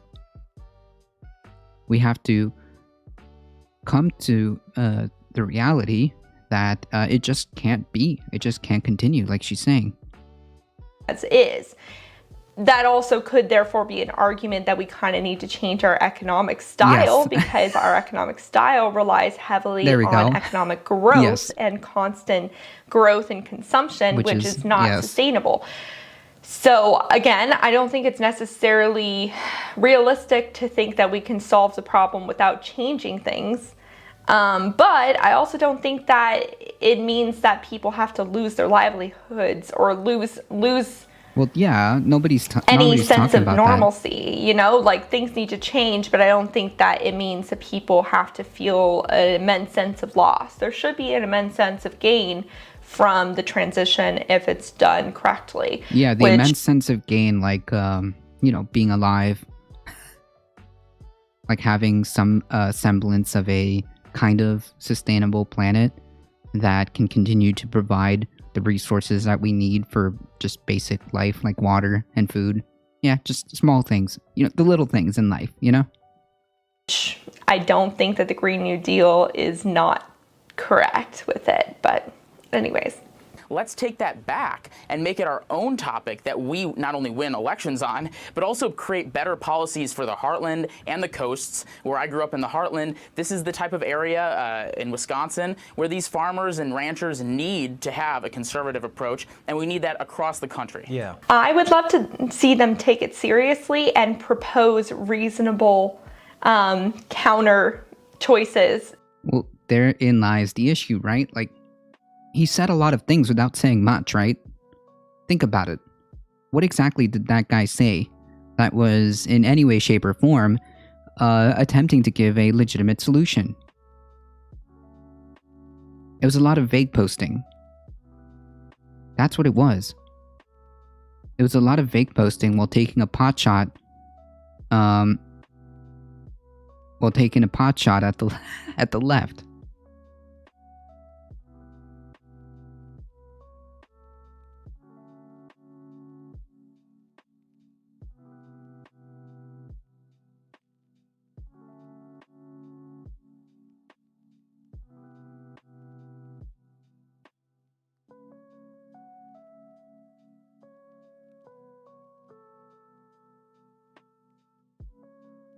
Wisconsin is all disgusting factory farms owned by giant corps. Jesus. To the left's choices, because right now it really is a one-sided argument because only one side has actually proposed a reasonable set of solutions, in my opinion. Not only that, like there's no like debate or argument, right? The only thing that can be discussed would be the levels of what different types of solutions can be deployed and as quickly as possible, and how these are the discussions that should be had.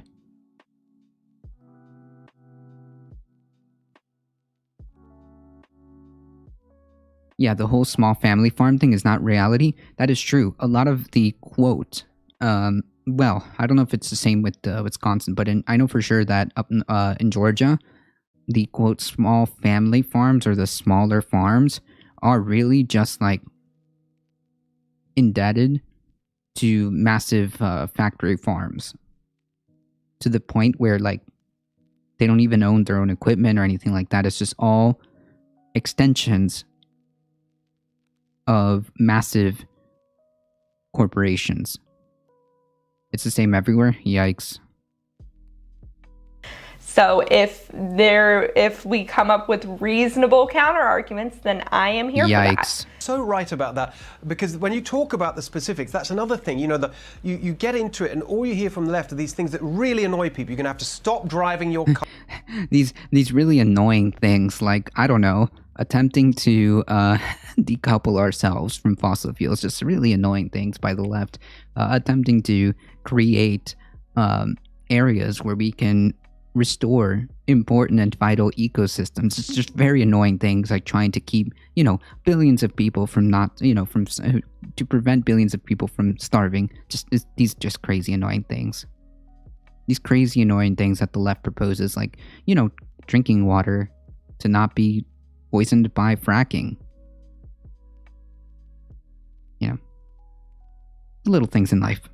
Car, we're going to make you have an electric car. You're going to have Wait. Those two are counterintuitive. You have to stop driving your car, but you have to have an electric car. Which is it? Are we supposed to have a car or not have a car? The real answer is attempting to reorganize the way we have public transportation to make sure that we actually have legitimate, working, functional public transportation that is either so cheap or completely free. And by free, I mean subsidized by taxes instead of subsidizing the fossil fuel industry. And where possible, subsidize electric vehicles where possible. But other than that, it really should focus at the source, right? Which is obviously decoupling ourselves from fossil fuels. And I think a good, centralized, functional public transportation is a solution. Instead of everything is about attacking left. There's no solution or value in what they say. Yeah, this is all vague posting. This is all about as vague posting as it can get. Yeah, one of the lifestyle changes that we should consider is using less personal transportation. Now, that's not all necessarily up to individuals like us to be able to change that, because in a lot of places, particularly in the US, there's not really good public transportation or infrastructure for non-motorized vehicles for that to be an option for people. I don't really have much option to be able to drive to get to my parents' house if I don't take my own car. That's not necessarily my fault for not being able to choose an alternative form of transportation. It's up to cities and governments and industries to make that change. The left isn't trying to say that they're taking things away from people by saying you can't drive or you have to have an electric car. It's a lifestyle change that should be made, but it also should be supported by industries and governments to make it easier for people to transition. Drive Teslas or whatever, much more expensive. We're going to stop you cooking with gas. You should stop cooking with gas. But again, that's not an individual's choice all the time. If you own a house and you have the means to be able to switch, you absolutely should switch to electrification, because new research did come out recently showing that even turned off gas appliances still leak methane, which is a more potent greenhouse gas than CO2. So He's only talking about things that should go away. That's a common argument, is that you're going to lose this, you're going to not be able to do this, you can't do this. Like, they're saying all these things that you can't do. Okay, well, what about all the things you can do, all the things that will benefit you? For example, electric heaters are more efficient than gas-powered heaters. They will warm up faster. Being able to reduce the amount of local air pollution that you have in your area by not having gas or wood burning heaters is very useful for people. And imagining a world where there's more public transportation and more options on how to get from point A to point B, that's just going to benefit a lot of people. It's going to make it easier and have more accommodations, you know? I would love to be able to come home from the bars after drinking and not have to worry about my ride. Simple as that. All the things that you hear end up sounding just like punitive and more expensive. You make it sound that way. Exactly, and environmental issues should not depress people, they should inspire people. Yes. The environment is something that we all love. We all have a personal connection to the outdoors. We all love this planet and this globe that we live on. Let's embrace that. Let's make the most of it by bringing an inspirational approach to the environment and climate change, because it isn't about doom and gloom. It's not about telling people what to do. It's actually about equipping people with the best resources to be efficient and stewards of our planet. That is totally different depending on where you live, how you live, and what country you live in, let alone what state or what city you live in. So I do agree with that everybody. as well. And I understand from the leave government out of it sort of side that having a fully government overhaul approach might not be the best way to handle the nuances of living in different areas and living in different situations, which is why it's really important that we tackle it from both a large government side to a community and local government side as well. And also industries. All of those things need to be tackled. It's not an either or in any sense of the word. All of these things need to come together to solve the problem effectively. So I completely agree with Benji on these points. this is something that we, again, have been on this false dichotomy that there's inaction or the Green New Deal, and that's bad for our environment and it's bad for our economy. So let me say this, and you heard it here first, this is the year that conservatives can and will retake the environmental dialogue because we've led it before and we can lead it again. And I really, really love Yeah, the way so, you put that. I think you're a lot of completely vague right. posting. And what's been really inspiring watching you is the way you've built allies around this. And, you know, thoroughly conservative leaders, like I'm thinking of Ron DeSantis, who you've worked with, for example, in Florida, yes. really leading on this, the mayor of Miami. Yeah, I was about to say, See, okay. yes.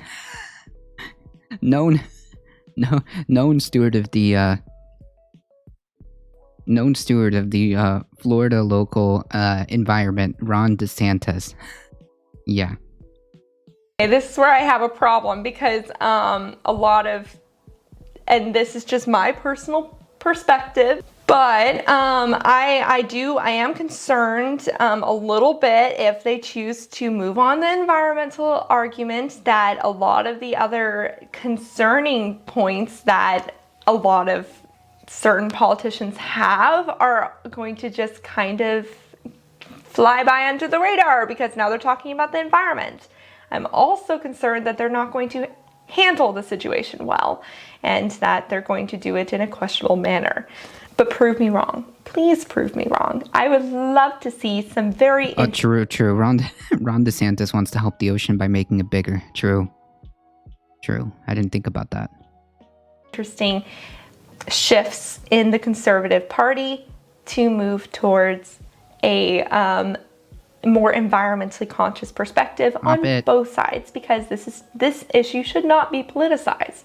We appreciate that and you joining us tonight. Thank you, Benji. I really did. I enjoyed Benji's conversation. Obviously, I had some little points where we don't necessarily agree eye to eye on, but I'm excited to see him talk more on Fox News because I think that he actually provides a reasonable perspective, which is hard to find on that channel. All right. Thank you so much for watching. I will see you all next time. Thank you to the people. Stop it. She's like chewing on my cable. Yeah, I would like to see like what his actual solutions would be. Because it's just a lot of fake posting from what I saw. Okay.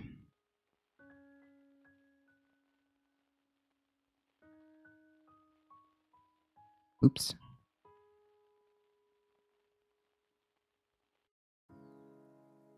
We've got I did promise 2 cute animal videos, so we're gonna try to get through that.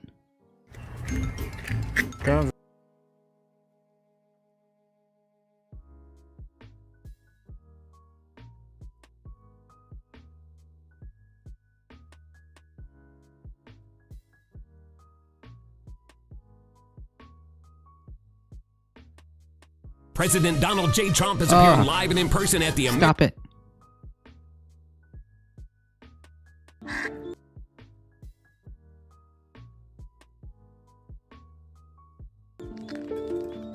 Mother duck who is not going anywhere.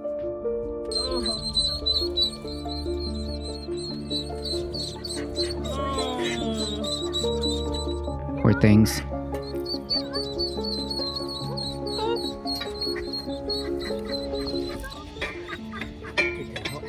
We tried everything. Our neighbors all came out, each one finding a crowbar from another neighbor's house. She was like, I'm gonna stand here and wait until you people help me. I didn't think we were able to get it off. Grab these corners. You keep 4 inches up at a time, a little bit at a time. Okay. All these humans are standing around, but she wasn't frightened of us. She was right next to us, pacing back and forth. I got it. I'll keep an eye with it. You got it now. The great weighed a ton. No, kitty, stop biting my... Stop it. Stop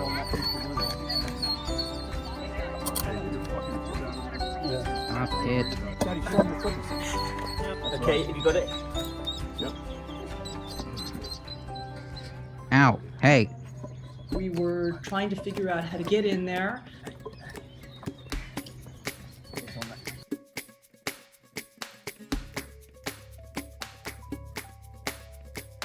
Finally, we hauled this thing off. No, I'm up out of it.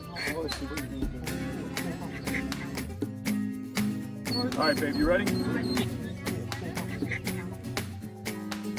Aw. We had a neighbor who was like perfect size. Oh, Andrew! Yay! Andrew, I'm gonna hug you. Free, look at this. Look at Look at them. Oh, That is so cute. anybody missing? Yay!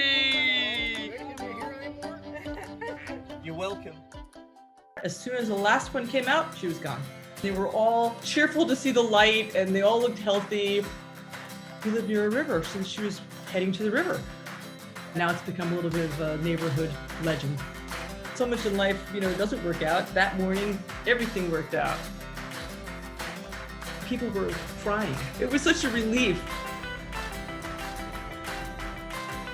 And they just waddled off on their merry way like nothing had ever happened.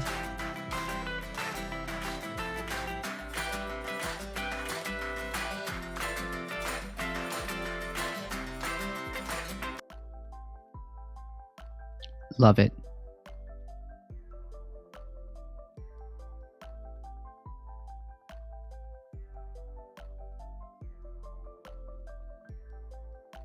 Oh.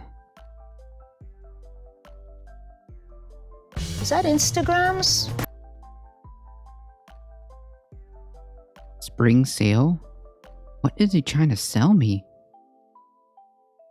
It's something to fix your posture. Are you trying to tell me something? Ow, kitty. Rescued this sweet girl. She came from a pretty bad situation. The minute we got her into the car, I put her on my lap and she just immediately fell asleep. She's probably never felt love. Aw, poor thing. Took her home and gave her a bath and she loved it. Is it fun? Yay! Nice, sweet girl. When when we brought her home, she would constantly follow us around. Yay, we're gonna have so much fun together. Come on, Ange. Yay! The first night we were holding her, and pigs usually do not like to be held, but I wear oversized sweatshirts all the time, and she crawled right underneath my sweatshirt. I mean, we're constantly having her in our sweatshirts. It just became so normal because she was so content. And her favorite thing in the world is just being in our shirts. She'll be whining, and then we're like, fine, you can move in the sweatshirt, and then she's calm. She knows how to get her way, for sure. Oh, you can't go that way. You can't go that way. You can't go that way. You can't go that way. My husband works from home, and she would just constantly try to jump up on his lap. So now he takes Zoom calls with his clients with Angie in the shirt. Ange, are you in there, princess? We're constantly holding her. Can you make me a cup? Making coffee, Angie's in her shirt. Thank you. My beard. It's definitely something that we have to learn to manage. Alright, princess, we gotta get up. Mommy has stuff to do, okay? I literally can't get any work done. But I mean, how can I not hold her? Don't be mad. Don't be mad. It's gonna be okay. Honey, I have stuff to do. Can you go down? I'm sorry, princess. And come on, let's go to bed. And way past your bedtime. Bedtime, like she'll jump on the bed and she will actually go right in between us. She seems like a baby. That pig is gonna get so huge, yeah. Well with their cat Dexter. Aww. I don't think she can see the laser, but she sees Dexter go crazy running around, so she runs around crazy. You two are cute, bubbles. Ever since we brought her home, she's loved the heat. She's obsessed. There's like heat vents on the floor, so that's like her spot. She actually hears the furnace go on, and she'll just stay there. So we'll have to grab the blankets and wrap them around her, and then she'll lay down. Oh, it's so warm. If it's not on, she gets mad. Oh my, Angie! Fine, I'll turn the heat up. All right, okay. It's going on. Hi, I love you. She's really just such a love. I do. Dodo is legit, If I'm true. ever sad, she's so comforting. I'm so glad that we were able to bring her to a happy and amazing home. Now we just give her all the love and comfort that she deserves.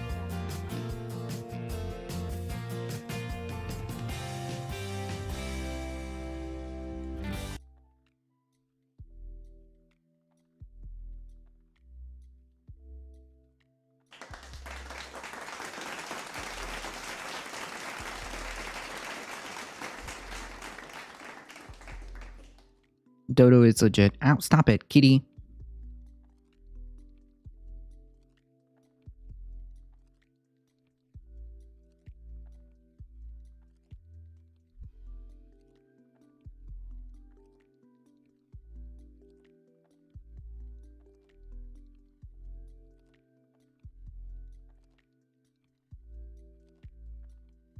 Yeah, that should really come with the disclaimer to not buy pigs as pets.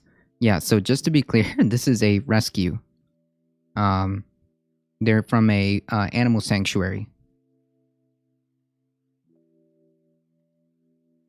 Ow! Oof, kitty.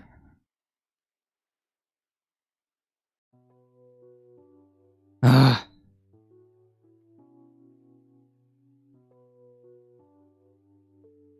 That one hurt.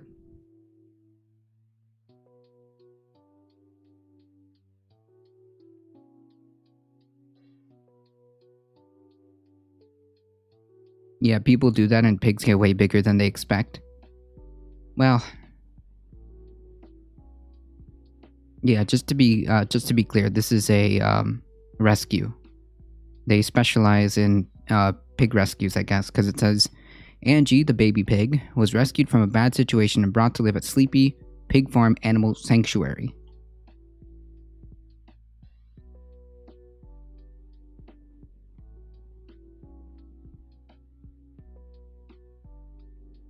The miniature ones are intentionally stunted by starving them? What? Yikes. I know it's a rescue, just wondering if it's easy to keep one as a pet. No, I don't think so. I don't think so. I've had a rescue.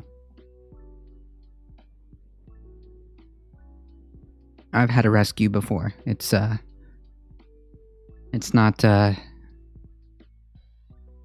it's not easy.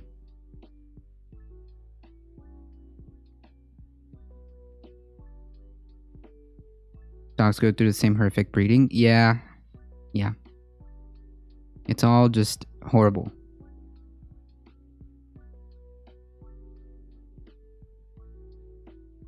Yeah, pig is basically like a 3-year-old child. Yep.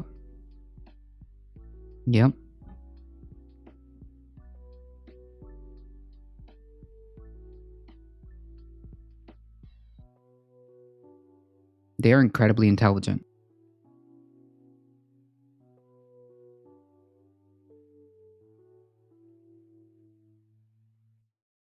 This cat just bit me and ran off.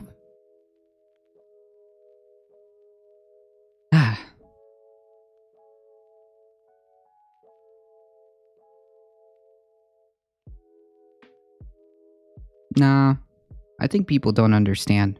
I don't think cats are assholes. I think what she needs is a friend.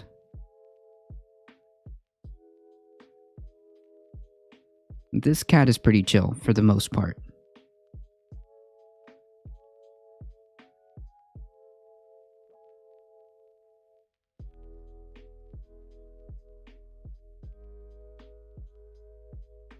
Yeah, their instinct is to attack, right? Like, I don't think they're assholes by nature. I think I stopped her from chewing on my cable, and she was like, "All right." Hunting instinct activated. Chomp.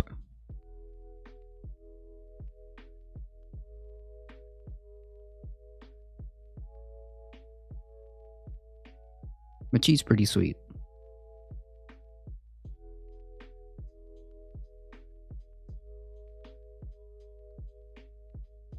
She will literally lay on me for a very long time and purr very loudly.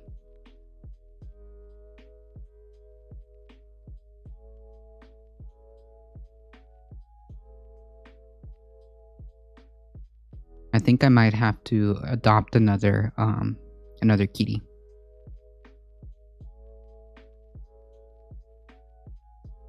See if I could find another sweet kitty. They're sweet, but they still bite. Yeah, that's their instinct. It's not... That's their instinct. You know what reduces that? Playing to their instincts. You gotta play with them. You gotta, throw like little toys around. You gotta tire them out, throw little toys around. You know the little feather thing that you can make them chase the little feather or mouse looking toy? Yeah, you gotta wear them out like that.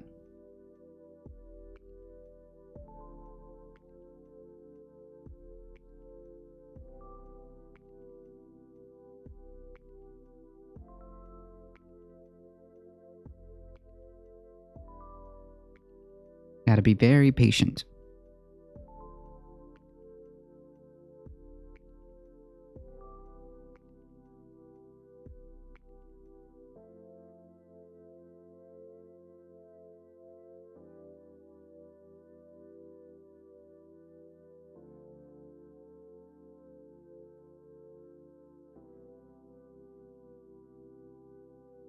Now she's just chilling.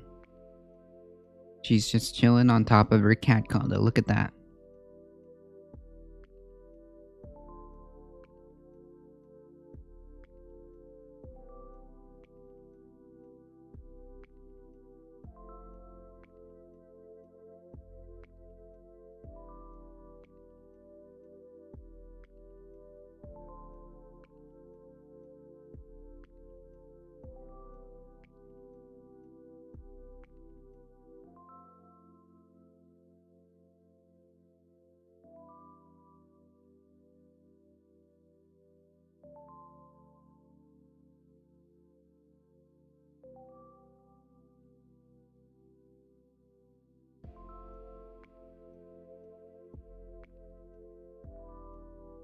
in case you guys want to see.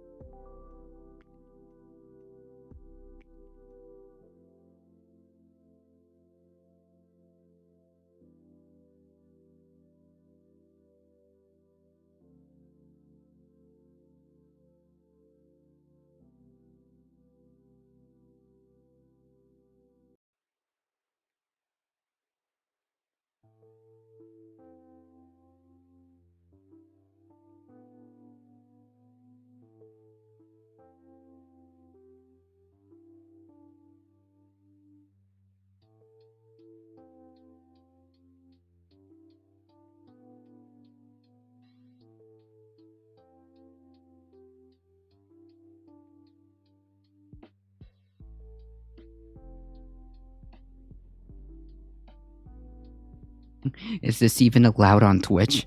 I don't know.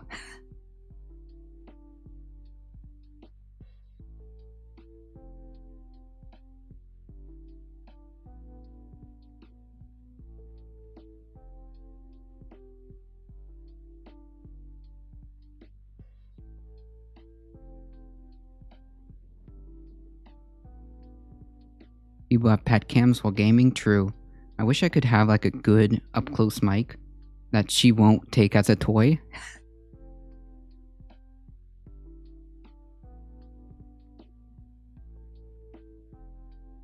You know, I've got one of those cheap like shotgun mics that go like overhead.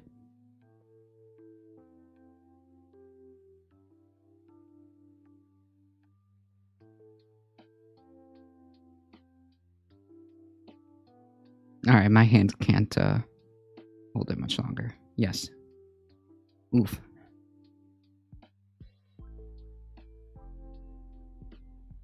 Oof.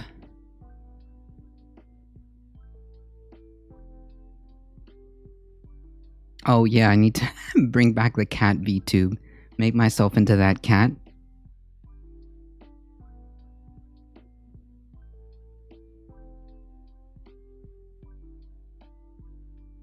I still have that like cheap shotgun mic that maybe I could put like overhead.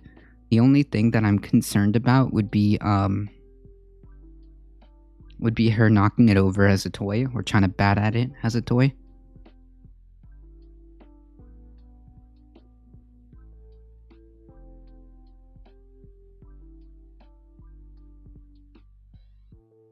Alright folks, we've got about 10 minutes-ish. We can cover some ground with this. Adaptation, page 7 of the technical summary. You guys want to check that out? The full link to that is there. Adaptation in this report is defined in human systems as the process of adjustment to actual or expected climate and its effect in order to moderate harm or exploit beneficial opportunities in natural systems. Adaptation is the process of adjustment to actual climate and its effects. Human intervention may facilitate adjustments to expect climate and its effects. Adaptation planning in human systems generally entails a process of iterative risk management. Different types of adaptation have been distinguished, including anticipatory versus reactive, autonomous versus planned, incremental versus transformational adaptation. Adaptation is often seen as having 5 general stages: awareness, assessment, planning, implementation, monitoring, and evaluation. Sounds like 6 actually, but okay. Government, non-government, and private actors have adopted a wide variety of specific approaches to adaptation that, to varying degrees, addresses these 5 general stages. Adaptation in natural systems include autonomous adjustments through ecological and evolutionary processes. It also involves the use of nature through ecosystem-based adaptation. The role of species, biodiversity, and ecosystems in such adaptation options can range from the rehabilitation and restoration of ecosystems like wetlands or mangroves, which we've talked about, to hybrid combinations of green and gray infrastructure, Horizontal levies. The Working Group 2 AR6 emphasizes assessments of observed adaptation-related responses to climate change, governance, and decision-making and adaptation, and the role of adaptation in reducing key risks and global-scale reasons for concern, as well as limits to such adaptation. Resilience in this report is defined as the capacity of social, economic, environmental systems to cope with hazardous events or trend or disturbance in response to reorganizing in ways that maintain their essential function, identity, and structure, while also maintaining the capacity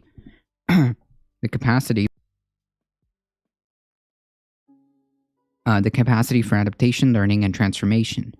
Resilience is an entry point commonly used, although under a wide spectrum of meanings. Resilience as a system trait overlaps with the concept of vulnerability, adaptive capacity, and thereby risk. And resilience as a strategy overlaps with risk management, adaptation, and also transformation.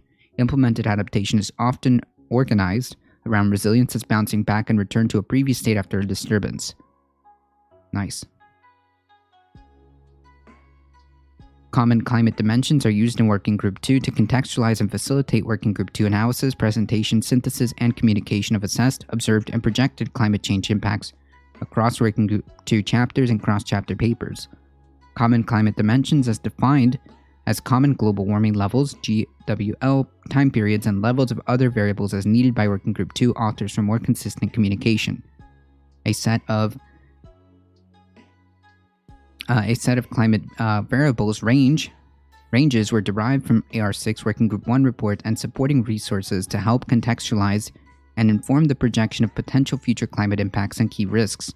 Damn, it's almost like they didn't just use, it's almost like climate isn't everything, and it's almost like there are specific variable ranges that are used to make these projections.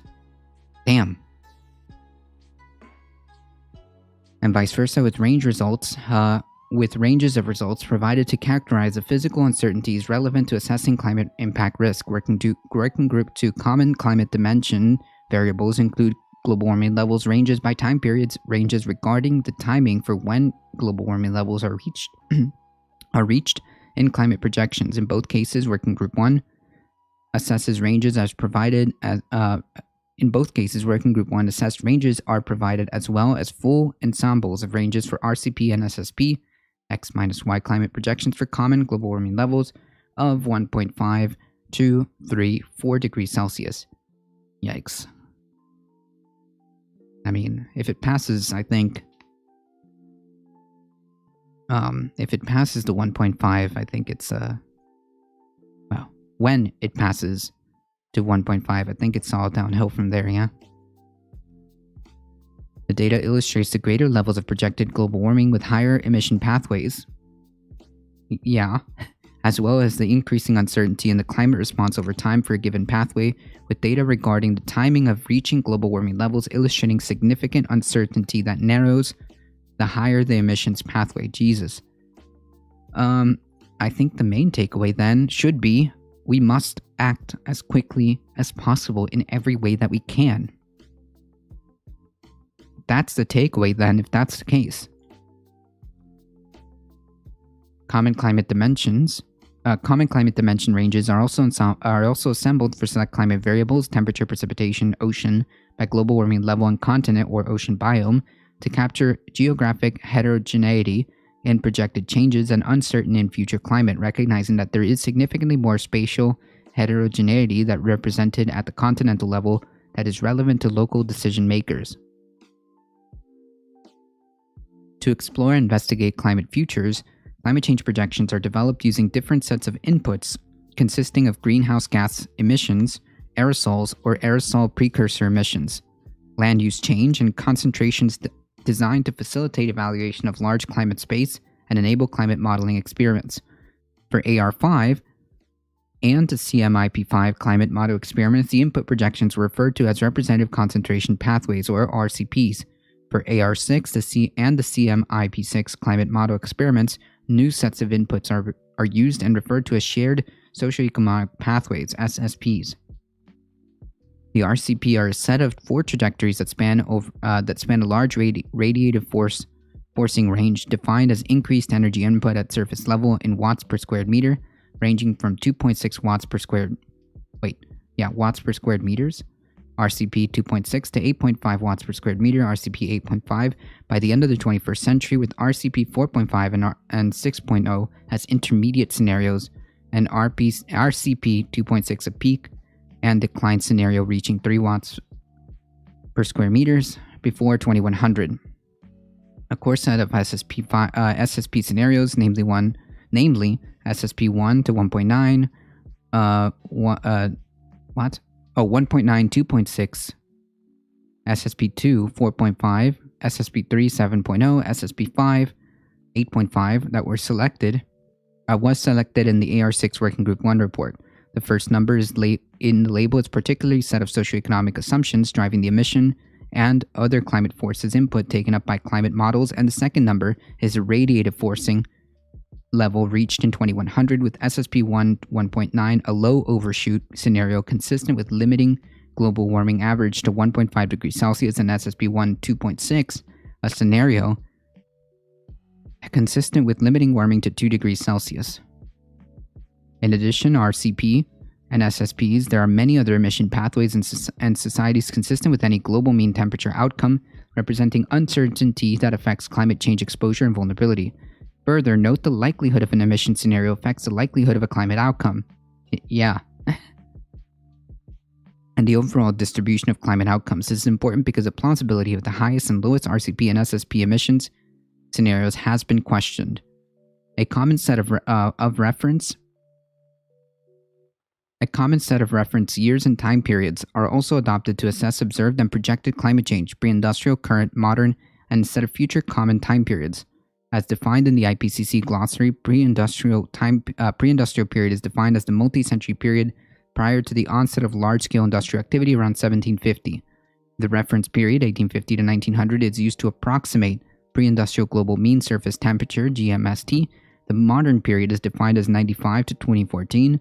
In AR6, while 3 future reference periods are used for presenting climate change projections, namely near the term 2021 to 2040, midterm 2041 to 2060, and long-term 2081 to 2100 in both the AR6 Working Group 1 and Working Group 2 reports. Importantly, the historic rate of warming assessed by Working Group 1 and AR6 is different to that assessed in AR5 and SR 1.5 due to methodological updates.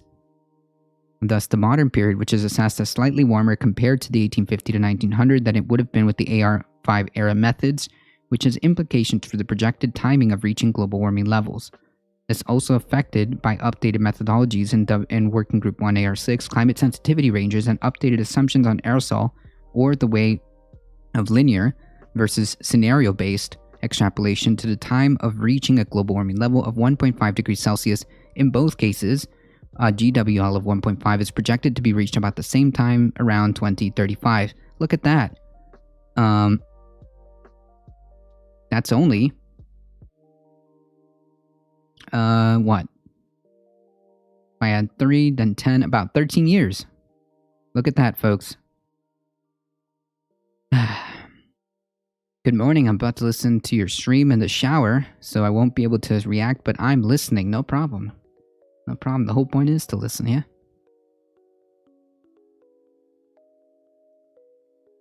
I appreciate that. Observed impacts.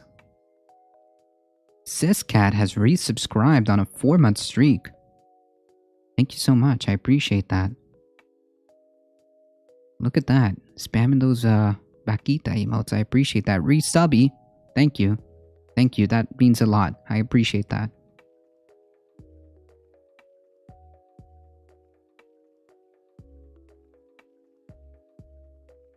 This section shows how worldwide climate change is increasingly affecting marine, freshwater, and terrestrial ecosystems and ecosystem services, food and ecosystem services, water and food security, settlements and infrastructure, health and well-being, and economies and culture, especially through the compound stresses and events.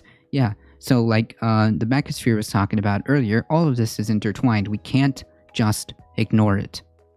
It refers to the increased confidence since AR5 that detected impacts that are attributed to climate change, including the impacts of extreme events. It illustrates how compound hazards have become more frequent in all world regions with widespread consequences. Regional increases in temperature, aridity, and drought have increased the frequency and intensity of fire. Yeah. The interaction between fire, land use change, particularly deforestation, and climate change is directly impacting human health. Ecosystem functioning, which again routes back to that. Forest structure, which routes back to ecosystem functioning, which routes back to human health and biodiversity. Food security, which routes back to all of the above, and the livelihoods of resource-dependent communities.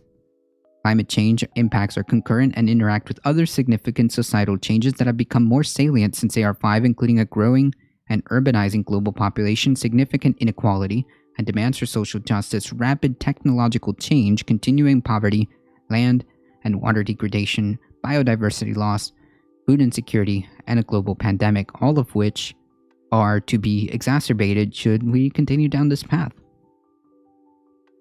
All of this, because all of this happens to, affect one another, right? I mean, if there's no way that your area is habitable, there's no way of having resources or anything like that, no food, no water, that's going to continue or perpetuate poverty. That's going to perpetuate food insecurity. Biodiversity loss perpetuates all of the above as well.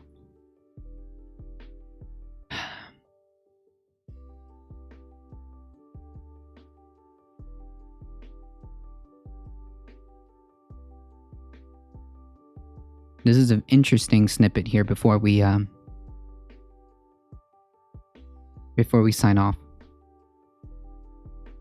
Climate change has altered marine, terrestrial, and freshwater ecosystems all around the world. Very high confidence. Effects have been experienced earlier, are more widespread, with further reaching consequences than anticipated. Biological responses include changes in physiology, growth abundances, geographic placement, and shifting of seasonal timing are often not sufficient to cope with the recent climate change. Very high confidence. Climate change has caused local species loss, increase in disease, high confidence, mass mortality of plants and animals, very high confidence. I believe Dark Knight alluded to this earlier. This is a very mild term, a mild way of saying massive, extinction. Oh yeah, no, never mind. Here it is. Never mind. They get to it. I'm just getting ahead of myself.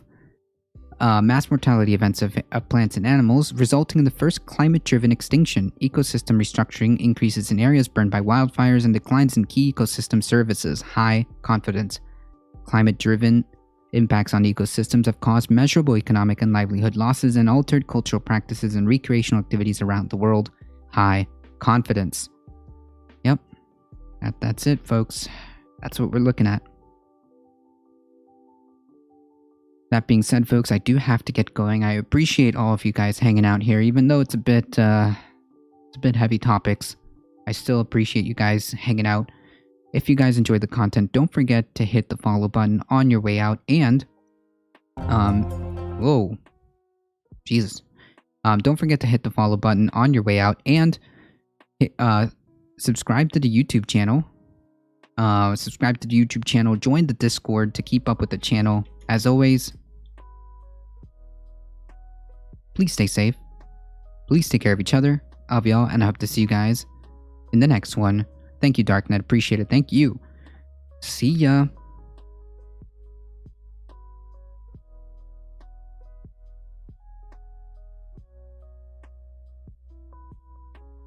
Oh. Here's a couple of good folks. Let's head on over to Left Flank Vets.